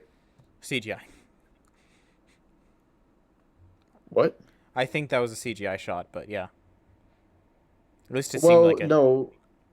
Okay, well, they had the CGI because he's down in the Yeah, no, theater, I know, I know. but they actually did have a rig where the camera went down in the theater. That was not, that part wasn't CGI. I think the Yeah, rafters was no, the CGI, rafters but were CGI, the but part of the that's what I'm camera saying. going up and then down, not CGI. That was incredible. It was, they actually had a, like, it was like a rig and My they put it way up. my favorite scene in the movie is the moment where he's with his daughter and she's drawing the dashes on the paper and she's talking about how the dashes represent like the time of the universe and they're just having a good moment as family members together. Hmm. Yeah. I thought that was a fantastic Uh, moment. yeah, without a doubt. There's a lot of fantastic moments in this thing. I think one of my favorite moments is in the second, uh, what was it, a preview night? He gets his robe, or the door accidentally closes on him, and Yeah, they get stuck out there, and he has to go all the way across, Times Square, to get to the back into the theater, and I love that scene. He's in his tidy whities. yeah, that's like one of the most iconic stuff where he's walking through Times Yeah. Square and everyone's filming him and there's the drummers in the street. It's great. Hmm. Also, it's like as an actor, it's like that's pretty much, I mean, that's what you do. Yeah, You strip of everything and you just show yourself to random people. And some people will like it. Like most of them actually were trying to get their autographs. Some people hate you. It's a very vulnerable thing to do, and I think that whole scene is kind of like a metaphor for that. And I think that one was particularly powerful, especially when gets in the theater and he's saying his lines from the audience. I think that was probably my favorite part of the movie, I will say. Yeah. And then of course there's the Birdman scene where it's like the physical Birdman. Yeah, He's that only shows in up two behind him. parts of the movie. And then he And then he starts flying. flies, and that is There's it's also angelic. there's a It's Man really of Steel cool. poster in the background when he's flying, which is funny. Yes, it is. He's flying around, and then he goes down, but you realize that all of this is kind of in his head, perhaps, No, it is. because the cab driver is asking for his thing, and then when he's kind of throwing a temper tantrum earlier in the movie, he's like throwing stuff with his powers, quote unquote. I think But this then is when all in his his head. Even the ending, I think, is wife walks metaphorical. in, yeah, even when his wife walks in, he starts just physically throwing stuff.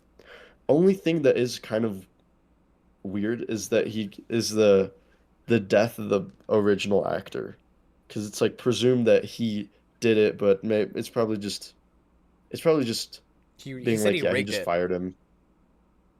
He rigged it. Yeah, Oh, like he he told actually Jack okay. Galifianakis that he rigged it. Like obviously he's using like his like, he has his abilities to like throw stuff with his mind, but I think he like physically he just rigged it and planned it out. And I don't think the guy died. I think the guy just went to the hospital. I see. It's funnier if he just killed him Yeah. and like, but yeah. So that part was very good. And the ending is also great. I love the whole nose thing where he looks like Birdman in his bandages.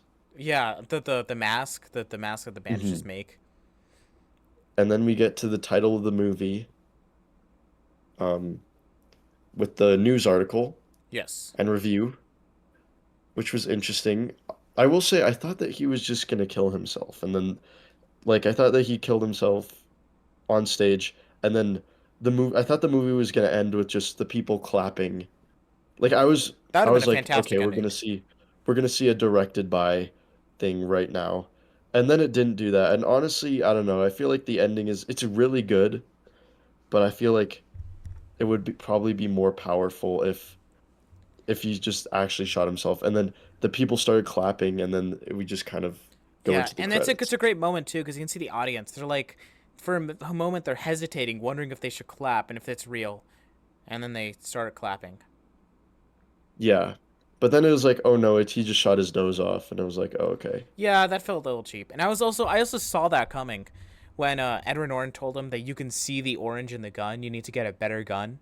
I'm like, oh, okay, so that's where this is Yeah, kind of he's gonna get leading. a real gun. Yeah, And like, I also got that as well. I mean, it's somewhat predictable. I think the only thing that didn't make it predictable was just the fact that he just didn't kill himself, and it was just his nose. yeah, Which, like, I don't know. Maybe the it's a movie double works fake more out, which is if weird. it is weird. Maybe the movie works more with him, like with Emma Stone looking up. That is a great ending, by the way. It's great. And I think the final scene of Yeah, Birdman in the toilet is fucking funny and great yeah. and makes a lot of sense. But I don't know. I don't know. I genuinely don't know I because I think that other and ending might the have been ending, it cooler. feels like it would be a great ending if the audience just clapped because it's such a dark satirical moment in light to the other satire in the movie, which is more lighter. They're more like lightly poking fun earlier in the movie to Hollywood, and then the ending, if it was just the audience clapping, it's just such a dark thing to do if he shot himself on stage. It would be like, Yeah, it would leave the right taste in your mouth, I'll say that. I mean probably. And then they have the whole like all of the New York Times performers are all on Dancing on the stage. stage, Kind of makes you which I found think like, well, pretentious. this kind of doesn't really. Yeah, I get what they're going for. I do too, Perhaps it but is pretentious, but I understand that it's like, yeah, well, this whole thing of like drama and blockbusters and comedies is just kind of the same, one of somewhat of the same. And acting is kind of, and especially for this person right here, is they're just all very it's just, pretentious. it feels very cynical in a lot of things that it's doing. And I just think that it just, one thing that is it just feels very cynical towards art and towards acting and towards the industry. And of course, there's a lot of terrible things about all of that. Well, not art, but like, There's a lot Yeah, I of know what you terrible mean. stuff about the industry and a lot of terrible stuff about people in it, and that's mainly what it's getting at. But I just feel like it also ignores like all of like the the the transitional stuff about art, how important art can be. And there's so many better movies about how art can affect you and how important art is to a person. Yeah. Like this movie in moments reminded me a lot about a lot of remind me a lot of Whiplash. And I feel like everything that this movie is doing, like all the themes that this movie has, Whiplash also has, and I feel like Whiplash is doing it a little bit better, if I'm going to be honest. A little bit. I would I would say Whiplash just exceeds Yeah. in any way Well, Whiplash comparing to doesn't this feel movie. pretentious either. No, well, yeah, and also it shares the same themes, and it's like, okay, well, I get that. And it also has drums, but using it in a better way. Yeah, and like I want to see Damien Chazelle's other movie, Babylon. I do want to see Yeah, that. I big heard that one is and it actually yeah, and it quite seems like similar. from what I've seen, it seems like the kind of same thing, but it's like more of a love letter to like cinema and art, and it's that's like my kind of thing. So Yeah, I really want to see Babylon. I also hear Brad Pitt gives a incredible performance. yeah, I saw one clip of it, and it was actually kind of funny. that's cool. But It's also Justin Hurwitz yeah. doing the score, who's like fucking incredible. But yeah, Okay, I I know Xavier Lopez might be listening and might be disappointed because he fucking loves this thing. It's like his favorite movie, I know. I mean, again, it's like and I it's get who it's great. going for, and I think if you're an actor in the industry, this might hit a little bit harder. But again, it's just at moments this feels really pretentious to me, and I just can't connect with it.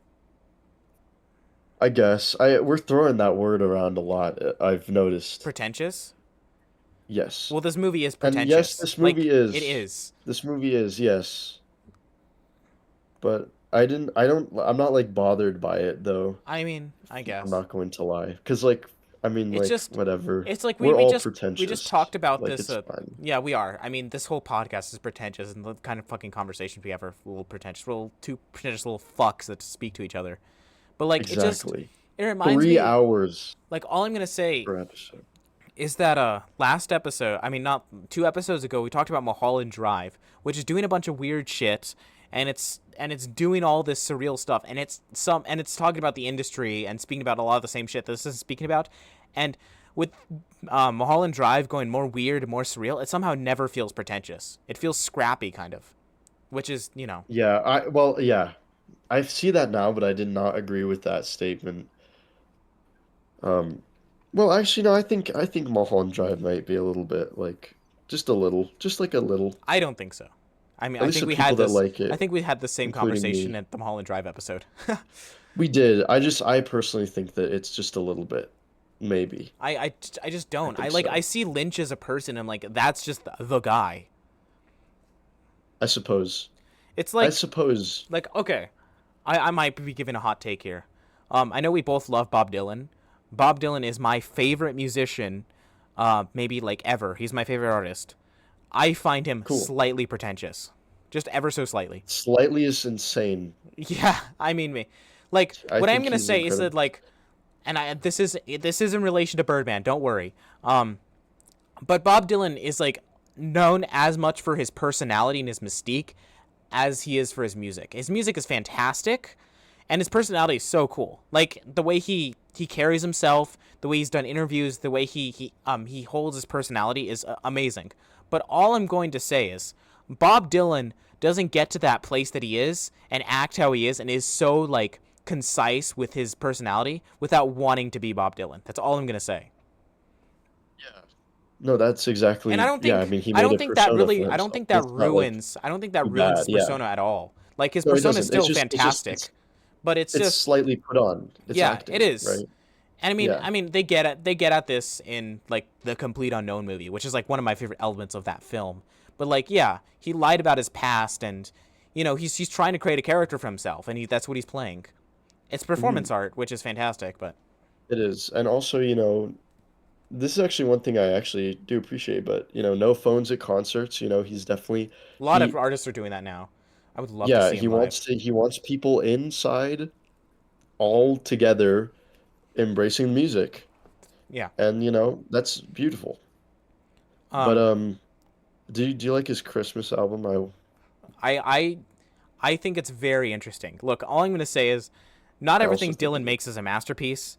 Especially some of his later stuff. It can be up and down and messy, but it's always super interesting. His His Christmas his album, songwriting is his Christmas album has some really weird stuff, and it's actually kind of funny hearing Here the comes Dylan Santa Claus, voice. here comes Santa Claus, right down Santa Claus Here Lane. comes Santa Claus. Here come. It's funny hearing the Dylan voice sing a bunch of the Christmas stuff, but it's interesting. It's really really interesting. I love it because it's so interesting. It's such an incredible album, just because I find it so weird and That's surreal, fucking insane. interesting. Yeah, I fucking hate it so much. I'm you sorry, hate Eric. it? Yes, bro, he fucking sounds like awful, bro. He sounds Oh like a my god, fucking I dying love it. It's animal. so cool. It's so interesting. Cool? How the fuck do you think that's cool, bro? Oh my It's fucking God. Bob Dylan singing "Here I Comes Santa Claus." I don't know how you yeah, can't find that yeah, cool. I don't find it cool. I find it funny because it's so bad. Because it sounds so awful. He sounds like he's dying. He like hawkalugas in the middle of one song. He's like, like, oh Jesus Christ, bro. It is very funny though. Here comes And Santa I Claus. Here do I comes Santa did put Claus. it Right down on. Santa Claus Lane. I did put it on um in the car one time with some Great. friends. And there was a moment, there's like a part where I was like, this isn't even funny anymore. I'm just genuinely getting like irritated. That doesn't And then I irritate me turned at it all. off. I find it so interesting. I, d- I, d- I see, and this is, I think, okay, we're getting on a Bob Dylan side rant, but this is interesting because this actually getting into both me and you kind of taste for things, right? Yeah. Like in Birdman, like you think Birdman is pretentious, and I also think it's pretentious, Yeah. but that kind of slightly irritates you, and it doesn't really bother me as much, which is interesting. And You know yeah, what I'm it only saying? Because slightly you love irritates Bob me. Dylan, and I I I, hate I Bob still really Dylan. like you hate Bob Dylan? Or not the I mean like the voice in the Christmas album. We're talking about the Christmas album right now. Okay. I do like Bob Dylan. You Don't you get me love wrong. Bob Dylan. You don't just like him, dude. I Uh, know you. I love his all of his songwriting, and I fucking love, Even his new stuff. his His new stuff is persona. not as great as his old stuff, but it's I interesting. haven't I'm not gonna lie, I haven't listened to his new stuff, but I think You I'm gotta gonna. check it out. I'll send you some stuff. You gotta check it out. I'm not a fan of his voice, but Oh my god. it's all right. I love it. It's so like uniquely him. It feels so personal that he uses his voice, and it's so awesome. I don't know.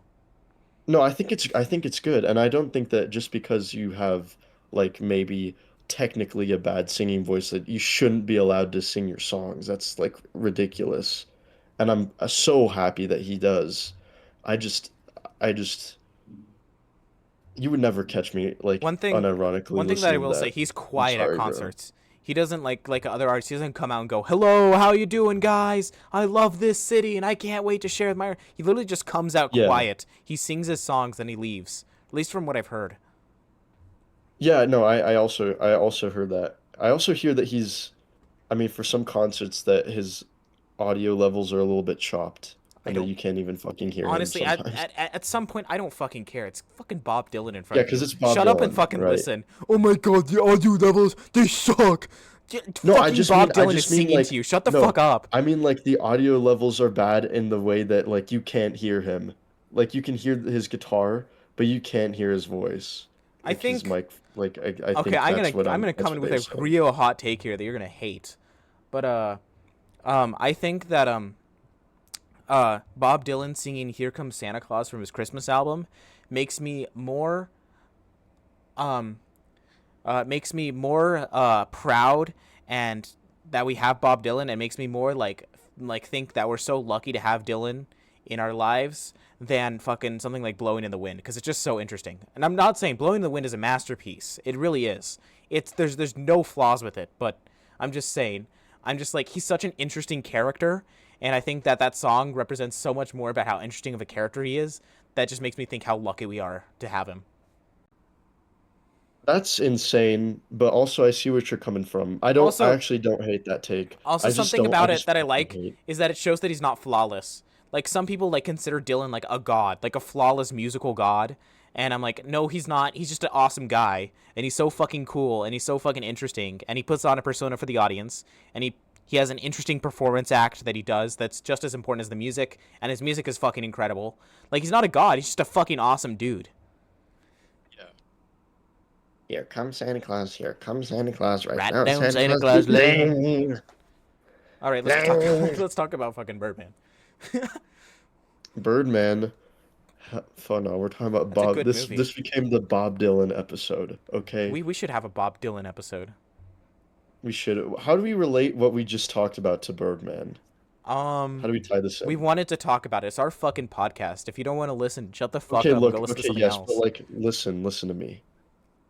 We need to tie it in because I feel like there's something good here that we just dug up, Okay, and actually, I we've thought of a been good dancing idea. I around thought it. of a I good think idea. that we should. So, I just feel like Dylan, the reason why I like how Here Comes Santa Claus shows his flaws as a person, shows that he's not a god, and how him like having these flaws, and even though me finding him slightly pretentious sometimes, and having these flaws shows the real man and makes me like him more, even though like the fact that I find him pretentious and that pretentiousity shows that he has flaws makes me like him more than if I thought the other way. And I feel Okay. like that applies to Birdman because look, the pretentiousness of Birdman slightly irritates me because I feel the film is slightly arrogant. It doesn't feel personal like Dylan. Dylan feels like he does what he wants to do. Like people want him to make like fucking Blowing in the Wind and Times They Are Changing for the rest of their lives. Like if he just like remade those songs with different words about all the new political issues, people would fucking eat it up. But no, he wants to fucking make Here Comes Santa Claus. He's making Here Comes Santa Claus because he wants to. Birdman feels arrogant. This feels like it's saying like I'm so important because I'm saying something. And I'm not saying it's bad. Like pretty much every film that says any kind of message has that kind of attitude going in, because obviously you do. Like all like high art kind of does. But I Yeah. just feel like Here, Birdman is slightly arrogant, if you know what I mean. I'll give you another. I'll Only give you slightly. another tie-in. This is another crazy tie-in to this episode. All right. Iron Claw, or fuck, Iron Iron Lung. Lung. Iron Jesus Claw, Christ. that's a movie that Iron I feel Lung. okay about. Dude, I love Iron Claw. You All right. love it? Yes, I I have it do. like a I 3.5. genuinely do. I'm like, it's okay. It's What the okay. fuck? You I might genuinely I thought might lower it to a Smashing 3. Machine was better than Iron Claw? Yeah. Because Bro. I like Benny Safdie's ethereal vision. And I like how moody it feels. And I like how I guess I I I just like actually so did much about it. see Smashing Machine. I actually was watching it and Did you it was finish it good. or not yet? No, I haven't finished it. But I got like halfway and it's pretty good. I think it's pretty good. Yeah, I If it's told you. keep doing what it's Like I doing, like it'll be his an easy 7 out of 10. It's good. I don't know what to say. I give it an 8 just because I'm a Safdie head.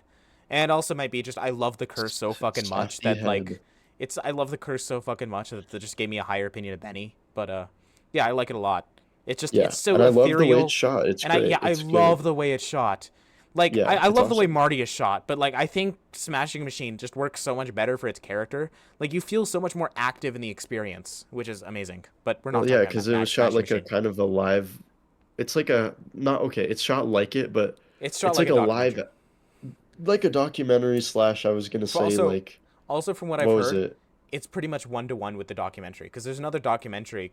There's a documentary called The Smashing Machine, which this was based off of, which is also about Mark Kerr. But I've heard the movie is pretty much 1-to-1 with the documentary. He like remade the documentary from what I've heard, which is weird.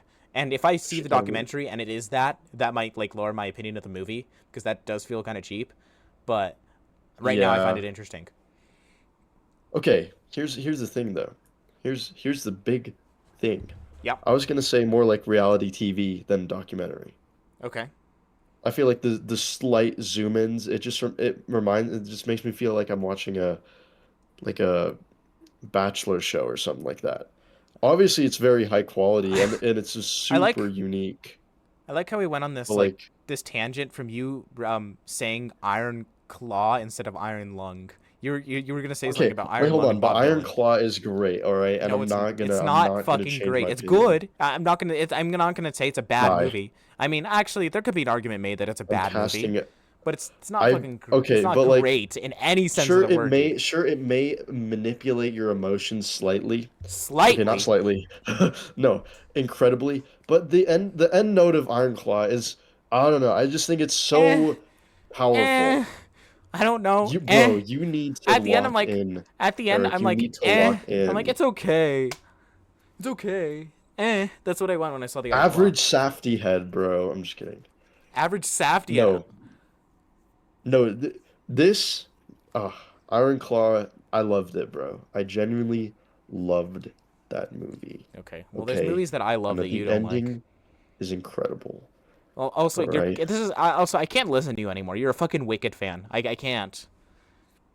Because Wicked is good. No, it's What fucking the not. fuck? Have you seen the fucking stage show? It's nothing compared to that. Yes, It's I have seen the bullshit. stage This show. is just. Bro, you said Act Two of the stage show is better than Act One. You I cannot be said, no, talking. okay. This is not what I said. For the people in the audience, he is misquoting me Go back to hugely. like episode 3 or something. No, Wait, what I episode said was I it? like the stage show.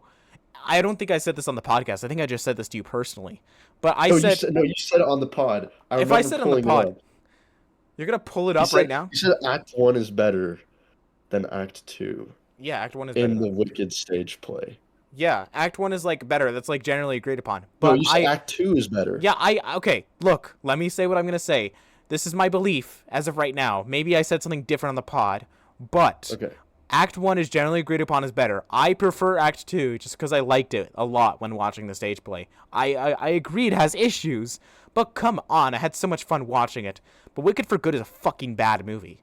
Fuck you, and I'm glad it didn't get any Oscar nominations. Go fuck Oh yeah, yourself, well John M. Chu. I don't like Wicked No, for actually, Good. I like I the don't hate you, John first M. Chu, that Wicked much. I'm movie. just like being funny. But The first Wicked movie is good, and then the second one is fine. the second I one's have it at bad, and fine. the first one is also just as bad. Just as bad as crazy. They like stretched It's out like they just made it like serious in the This is second act. studio Like slop. You love studio slop. That's what you're doing. You're eating up the studio slop. studio slop. I feel like Yes. this had more of a vision than most like other adaptations. Like I came in with low expectations for that movie, and I came out pleasantly surprised Okay. because of I I also think have how much heart was in it. issues All with right, what's her name who plays Elphaba? Cynthia Erivo. Yes. Okay. Look. Okay. That's fair. Okay. I can see Okay. why No, you have let me issues just with say it. what I'm gonna say. She's a fantastic singer, a phenomenal singer. When she sings, it's euphoric. But two reasons, and one of them is a problem with the movie, and one of them is a problem with her. One, the movie, they use auto-tune on her voice and everyone's voices. Her voice does not need auto-tune. They could have used it pure and normal, and it would have been fantastic. She's a fantastic singer. I respect her so much as an artist, okay? And she's amazing at singing, and she's a great choice for singing. I don't like her as an actor. She's terrible. I couldn't get into her performance. I thought she was a terrible actor, dude. Now, Ariana, I have a completely different Terrible opinion. is like insane. Ariana Is like a very strong word. Ariana is a great singer and Terrible. a great actor. Like, I was going in with low expectations for both of them, but Ariana surprised me, dude. She's fucking charming, she's funny, she's hilarious. Like, yeah. Yeah. Okay, Yes, to she be fair, is. I've only seen Wicked. I've heard that Cynthia Erivo's good in other movies, which I have wanted to see. So maybe she is good in other movies. Yeah, I'll I watch him didn't and like all. For Good, but I don't think it's like one of the worst Yeah, Harriet. I've of heard this she's year. decent in Harriet from other people. She plays Harriet Tubman. So I'll check it out. Oh, I saw that movie. That was actually a good movie. Harriet? I saw it like eighth grade. Oh. Yes, Harriet. Or I gotta Harriet recommend Tubman. Happiness on the podcast. I'm gonna do that at some point. But I'll wait. I'll wait. Because that movie's streaming nowhere because obviously for obvious reasons. Don't fucking look anything about that movie up. I beg of you, because I'm gonna recommend it on the podcast at some point. I want you going blind. Happiness? Okay, I think I will. I've heard about it. I have the 4K criterion. Okay, I'm telling you now, and this is also for the audience. At some point, when we are able to meet up, you and me, we should do a podcast episode where we watch Happiness, and right after we go to like my room and we fucking record live together. All right, let's do it. Yeah, not anytime soon, cause I'm very busy soon. But like at some point, this will happen. Wait, is it good? Like what happened? Happiness is fantastic. It's Yeah. in my top 4 right now. Oh, when It's a did it 10 come out, out? 10 out of 10 movie for me. It's like 1999, 1998. Weird. Oh wait, hold on. I did see this. Okay. I've Don't literally fucking never seen it. don't look anything up about it. Don't look anything up about it. You Okay, need to go in I blind. won't. I Okay. will. So what were you saying about Birdman? What were you saying about Iron Lung? Fuck. Okay. Okay. All right. We're gonna go back because we got in a little tyrant there. Okay. So, oh Jesus Christ, this goes back to Bob Dylan. But anyway, I was just gonna say to tie it in to how Birdman kind of relates a little bit to Iron Lung. Is Iron Lung? Okay, I love Markiplier. Don't get me wrong. I love him, bro. Yeah.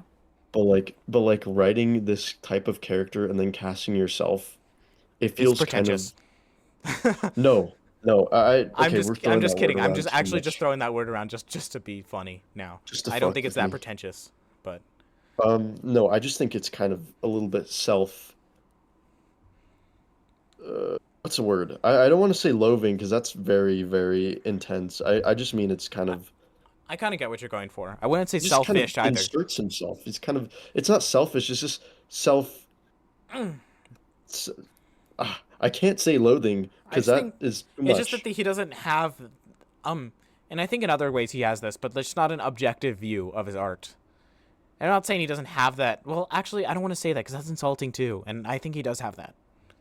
Yeah, no, I just mean it's kind of like, all right, so I'm gonna write this character, right? And he's gonna do this all the movie stuff, right? He's gonna do all the movie things. He's gonna take off his shirt in the middle of the movie Ooh la la. and show the abs, and then I'm going to cast myself as that. It's like I kind of felt that way for Birdman. Would you Markiplier? Like, huh? Would you Markiplier? Would you crack him? Would I crack Markiplier? Yeah. Yes, bro. But when I saw that in the movie Shit. theater, I was like, okay, bro. How Markiplier felt writing that. And there's nothing wrong with that. Like it's not like there's nothing. I don't think there's anything wrong with doing that. Hmm. It just kind of feels a little self-inserted. You know what I'm saying? I Felt the guess. same way with Birdman. Like I feel like the themes of having a greater whole as a whole theme of like what it means to be an actor and like that whole scene where it's like, yeah, you have to strip everything in front of everybody and sacrifice this all. It's like that should be the focus to a broader scale of all actors and not just like very like I can't relate to this movie. Like maybe if I was like a once very successful blockbuster action celebrity who's past his prime, I could relate to this movie, but not even as like an actor I I can was literally relate to saying this this movie. earlier. Yeah, because like Yeah. well, I think you can slightly relate to this movie as an actor. Like Oh well, yeah, I'm of not, I course. wouldn't call myself And an actor. I've done that's some why acting before, and I would love to get yeah, into and it. that's why I Like, love this I thing. think we should do more short stuff, and I would love to do more acting with our short stuff. Mhm. But And that's why I love this thing because there's like a path but like I to wouldn't it. call myself an actor at this point. I don't think I'd even call myself a filmmaker or even a writer. Like I write, I write screenplays and like write like poetry and shit, but like I wouldn't call myself a writer. Okay, yeah, that's fair. But or a filmmaker, even though I like filming shit. But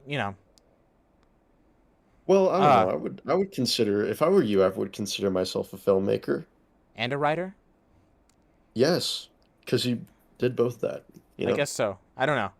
Um, but like all I'm saying is like I think you can rate this a little bit as an actor, but like you're right. Like this is made for like specifically Hollywood actors. Like if you're an actor in Hollywood, like I think you'd get much more out of this film. Yeah, that's why it won the Oscar. Yeah. Actually, what did it win? What did it win? Won Best Oh, Picture. I'm sorry about this weird episode, folks. I don't know what we're fucking on right now, but No, this is have fun entertainment, all listening to right. this. Yeah, Michael's gonna love this. I bet he's playing Satisfactory right now. Michael, how's Plain Satisfactory? I wanted to say something like about He's a fucking Satisfactory, but like I don't know what he's a genuine nerd. Oh, okay, I'm not. I will say, Eric, dude, that game is incredible. I Yeah, think you I would know. I love have it it, on my Steam wish list. I just haven't bought it yet. I have other things to dude. buy It is first. amazing, man. So it won Best Cinematography, and that's easy to know why. If it came out in any year, it would win Best Cinematography. It Yeah, won Original Screenplay. It won Best that's Directing, and it won insane. Best Picture. What was going up against them that year for best screenplay? Let's look at best screenplay Let and me then let me best look up picture. because I'm just on IMDb. It just shows what it won. Um, when did this come out? Like what, 2015? 2014, so it'd be the 2015 Oscars. We're way into the Academy Awards. I just realized this. Look, I just thought like, come on. Like it doesn't mean anything, but it does mean something. So it was against Boyhood, which I wanted to see a lot. It's Linklater, who I do like a lot. Foxcatcher, which I have not seen, but I want to see. Grand Budapest and Nightcrawler. Okay, Nightcrawler, the screenplay I actually think fucking sucks. Yeah, that's fair. Um, honestly, I would give it to Grand Budapest if it was me. I like the Grand Budapest screenplay more than this. Grand Budapest Hotel is That's fair. fantastic. It was, yeah.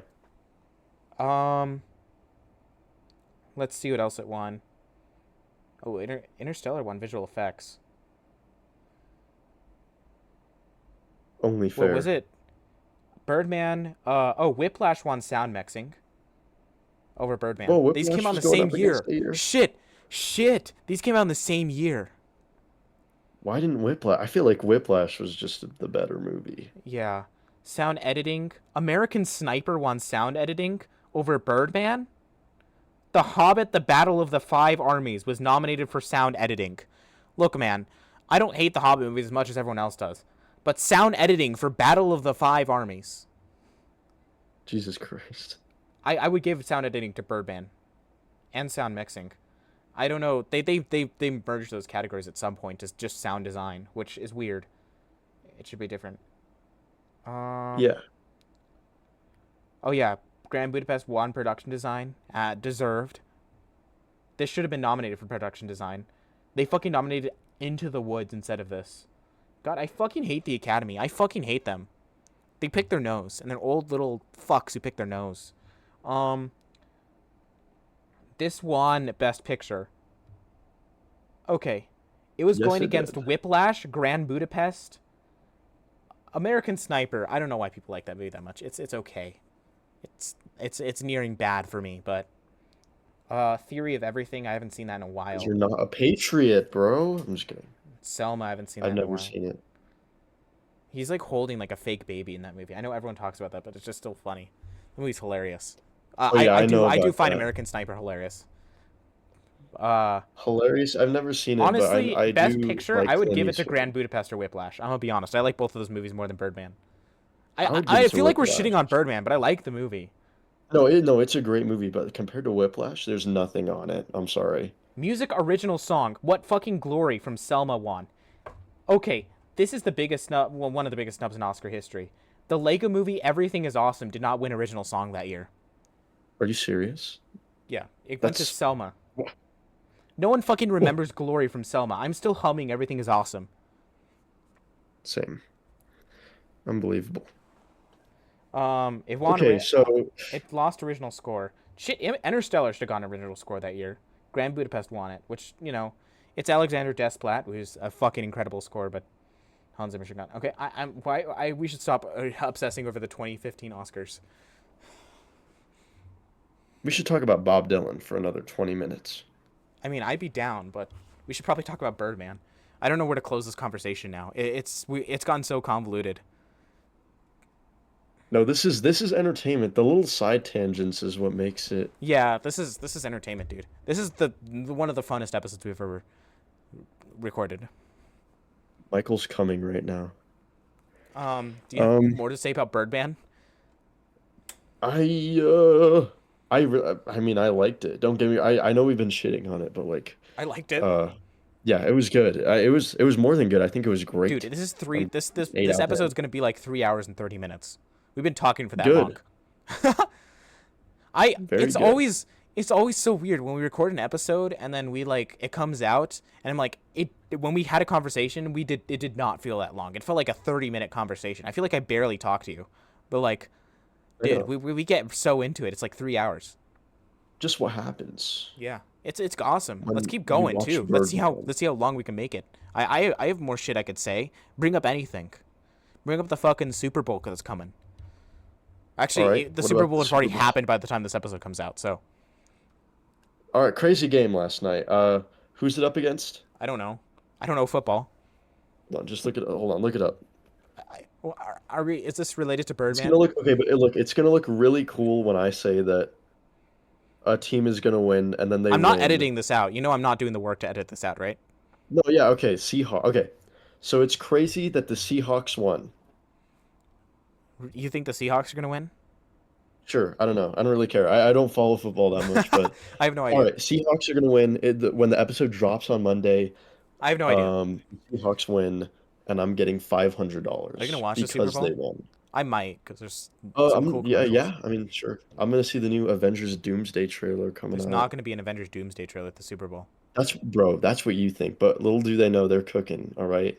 I don't fucking care about Avengers Doomsday. They're doing Doomsday. You know what I'm gonna do? I'm gonna fucking watch Dune on the biggest IMAX screen I can find near me, day one, and I'll watch Avengers Doomsday, like a week later. Dude, I don't know. I'll probably watch it. I'll probably do a Watch double it day feature. one. Yeah, I'll probably do a double feature. I'll probably do Dune and Avengers Doomsday, but Dune is All right. fucking peak. Okay, so Birdman. What do you give it? 8 out of 10? Yeah, 8 out of 10. I also give it I liked an it. 8 out of 10. I We should also liked it. we should keep shitting on Birdman. No, let's not shit on Birdman. I like that I don't hate it. Birdman. I don't think I hate it as much as you do. I'm not gonna lie. I don't hate it at all. I don't know why hate is even in the word. I'm just mildly like irritated by some of the elements of it that are, I'm gonna say it, pretentious. Ah! Yeah, I don't know. I like the Let's movie. dissect I that gave it an word eight real out of ten. quick. It's gonna be a 4 on Letterboxd. I like it. Hold on. Let's dissect the word pretentious a little bit, all right? It's Pre, much like surreal. It's a lot like surreal for me. I know in the first episode I explained how I yes, don't really like using the word surreal and then we've just used because it it's like like pretty much every single episode since then. I tried not to, but I mean, what can you say when something's surreal? It's surreal. There's no I other mean, word for it, you to know? be fair, like all the things all the context we use the word in, I think applies. I mean, yeah, and that's what's I don't know. But let's unpack pretentious real quick. Okay. Actually, I don't think we So, used surreal in the No Other Choice Bananas episode. I don't know. Someone will have to go back and look at that. But like, I don't think any of those movies are we'll surreal. I'd search it say. up. All right. When we say pretentious, we just mean somebody who's making a movie and they think this is like this is gonna be so weird and Not just just so weird, just like they think interesting it's and gonna be like smart and interesting. it's gonna be so smart. Okay, And but part of that is making it weird. Do you see what I'm saying? it's attempting to impress others by affecting greater importance, talent, culture, etc. than it actually is. Interesting. So when we use that Yeah, I just think this movie's just kind of full of itself. full of itself, yeah. I'm sorry, Xavier. My friend Xavier, because all the movies that we've watched so far, he doesn't really like have any knowledge of or can't really doesn't have time to watch it. So, but this is the episode that he was looking forward to because it's his favorite one. And we're not saying it's bad, Xavier. Don't worry. We just uh, Yeah, and I think we Eric should probably hammer home more the than fact me. this is not a bad movie. No, it's good, and I would recommend it. I would recommend it to other people. Not everyone, but That's just what you I think do. some of the movies we watch are slightly pretentious. I think Train Dreams can be slightly pretentious, even though it's not really. Same with Marty Supreme. No, it totally is. Train Dreams is I think pretentious. Marty Supreme could be slightly pretentious. You know what movie isn't Yes, that one pretentious? as well. Fucking No Other Choice. Yeah. Oh, brother, where art thou? Mulholland Drive, Bone Temple. Bananas is trying to be pretentious, but like that's a whole other conversation. Go listen to that one. That one's hilarious. That's a hilarious episode. Bananas.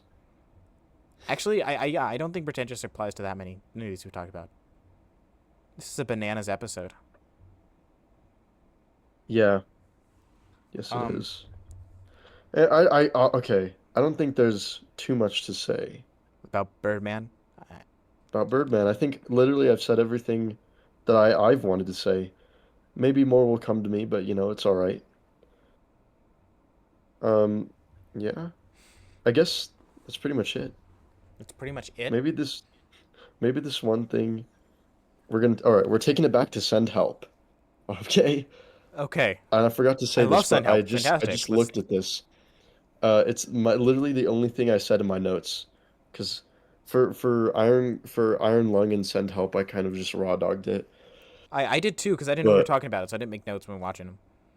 I made notes, and the only note is it's so fucking loud in here, and that is because, and I don't know why, but for some reason in the theater that I was going to, it was like fucking deafening. It was so loud, and Oh. like dude, Yeah. it was so loud. Dude. And it's not like fun loud where it's like the bass is like it's like Yeah. good level. I mean like the levels were fucked where it was like it got so loud that like Yeah. it was peaking the No, I know speakers. the It was theater you're talking bad. about. Sometimes at that theater, I've seen the projection slightly off. You can see like the slight edge of the frame, like on the curtain. It's hilarious. It was like that for Mercy. Loki Send Help was the or Iron Lung was like the best like technical theater experience there. I saw Happy Gilmore there, and that was one of the best theater experiences. Um, I don't know Dude, why Happy I saw Gilmore. Happy Gilmore with like two friends in the theater. It was hilarious, dude. I don't know. I just can't describe to you how much of a riot that time was. I see what you mean. Whew. Uh, Okay. What all right, we should wrap it up. should we? Okay. Like, we can talk about like 30 billion other random shit. We can, but we should leave it there. Yeah, we should. All Let's right. talk about tell them what we're doing next Yeah, week. well, Birdman, 8 out of 10. I recommend it. We both recommend it. It's a good movie, even though we shit on it a lot. It's a good movie that we shit on. That's what I'll say. Because there's movies like that. Yes. We just want the best for it. Yeah, it's like a child. We just want the best for it. We shit on it for a reason. Yeah. Anyway, um, Okay. Next week. next week is the Valentine's Day weekend, so we will be releasing a Valentine's Day special for all you lovely folks. Um, this special will consist of us watching and talking about two romantic comedies, and we'll just like in general just talk about our favorite romantic comedies and just like romance and film. Uh, so the two movies we're going to be talking about is Punch Drunk Love, which may very well be my favorite movie of all time. I don't know. It's hard to answer that question, but it is number one on my top four in Letterboxd right now. So it may very well be. And the other movie is When Harry Met Sally, which is also another masterpiece, and R.A.P. Rob Reiner. Absolutely. And I have not seen either one of those, so I'm very excited to watch them today. Dude, I'm so fucking pumped for the Punch Drunk Love episode. Not just to rewatch it, because I need an excuse to rewatch it, but just to talk about it. There's so much want to say about that one. Yes, absolutely. And When Harry Um, Met Sally is great. yes, so we're skipping the recommendation this Which is, week. yeah, we're skipping the recommendation this week. Yeah. So like this week, Luke recommended Birdman last week, and so that's what we're watching this week. And then next week is just a special episode, which we'll do from time to time when we decide to. Um, so then at the end of next episode, I'll recommend my movie for the episode after that. Awesome. Yeah. Alrighty. What other special Well, episode should we do? I don't know, maybe like Oh, other I got one. holiday ones. Yeah, other holiday ones, of course. I got a great idea. Right before the Oscars, we should do a Best Picture special. You should have seen all the Best Picture nominees, and we should just talk through each Best Picture nominee. Yeah, that's a good idea. We might have to do that like right before though, because it's the theater that is showing some of the movies that I watch isn't showing it until like the week before. That's fine. We might release that one a little bit early because Oscars is on like a Sunday, right? I believe so. Yeah, so we could release on like the Saturday before. Whatever, we'll find We'll out. figure it out. Alrighty. Thank you Thank guys you guys for watching. for Thank you listening. guys for listening to our bullshit if you made it this way through, which I doubt many did. I know Michael's a real one. He's a real one. Yeah, he probably made it. We should get him back on the pod at some point. I don't know when, but we'll We find a should. time to get him back on the pod. Yes. But for Alrighty. right now, it's just me, and I know I am Eric Dominguez. And I am Luke Anaya. And thank you guys for watching. I'll see you guys next week. Yes. Alrighty. Bye.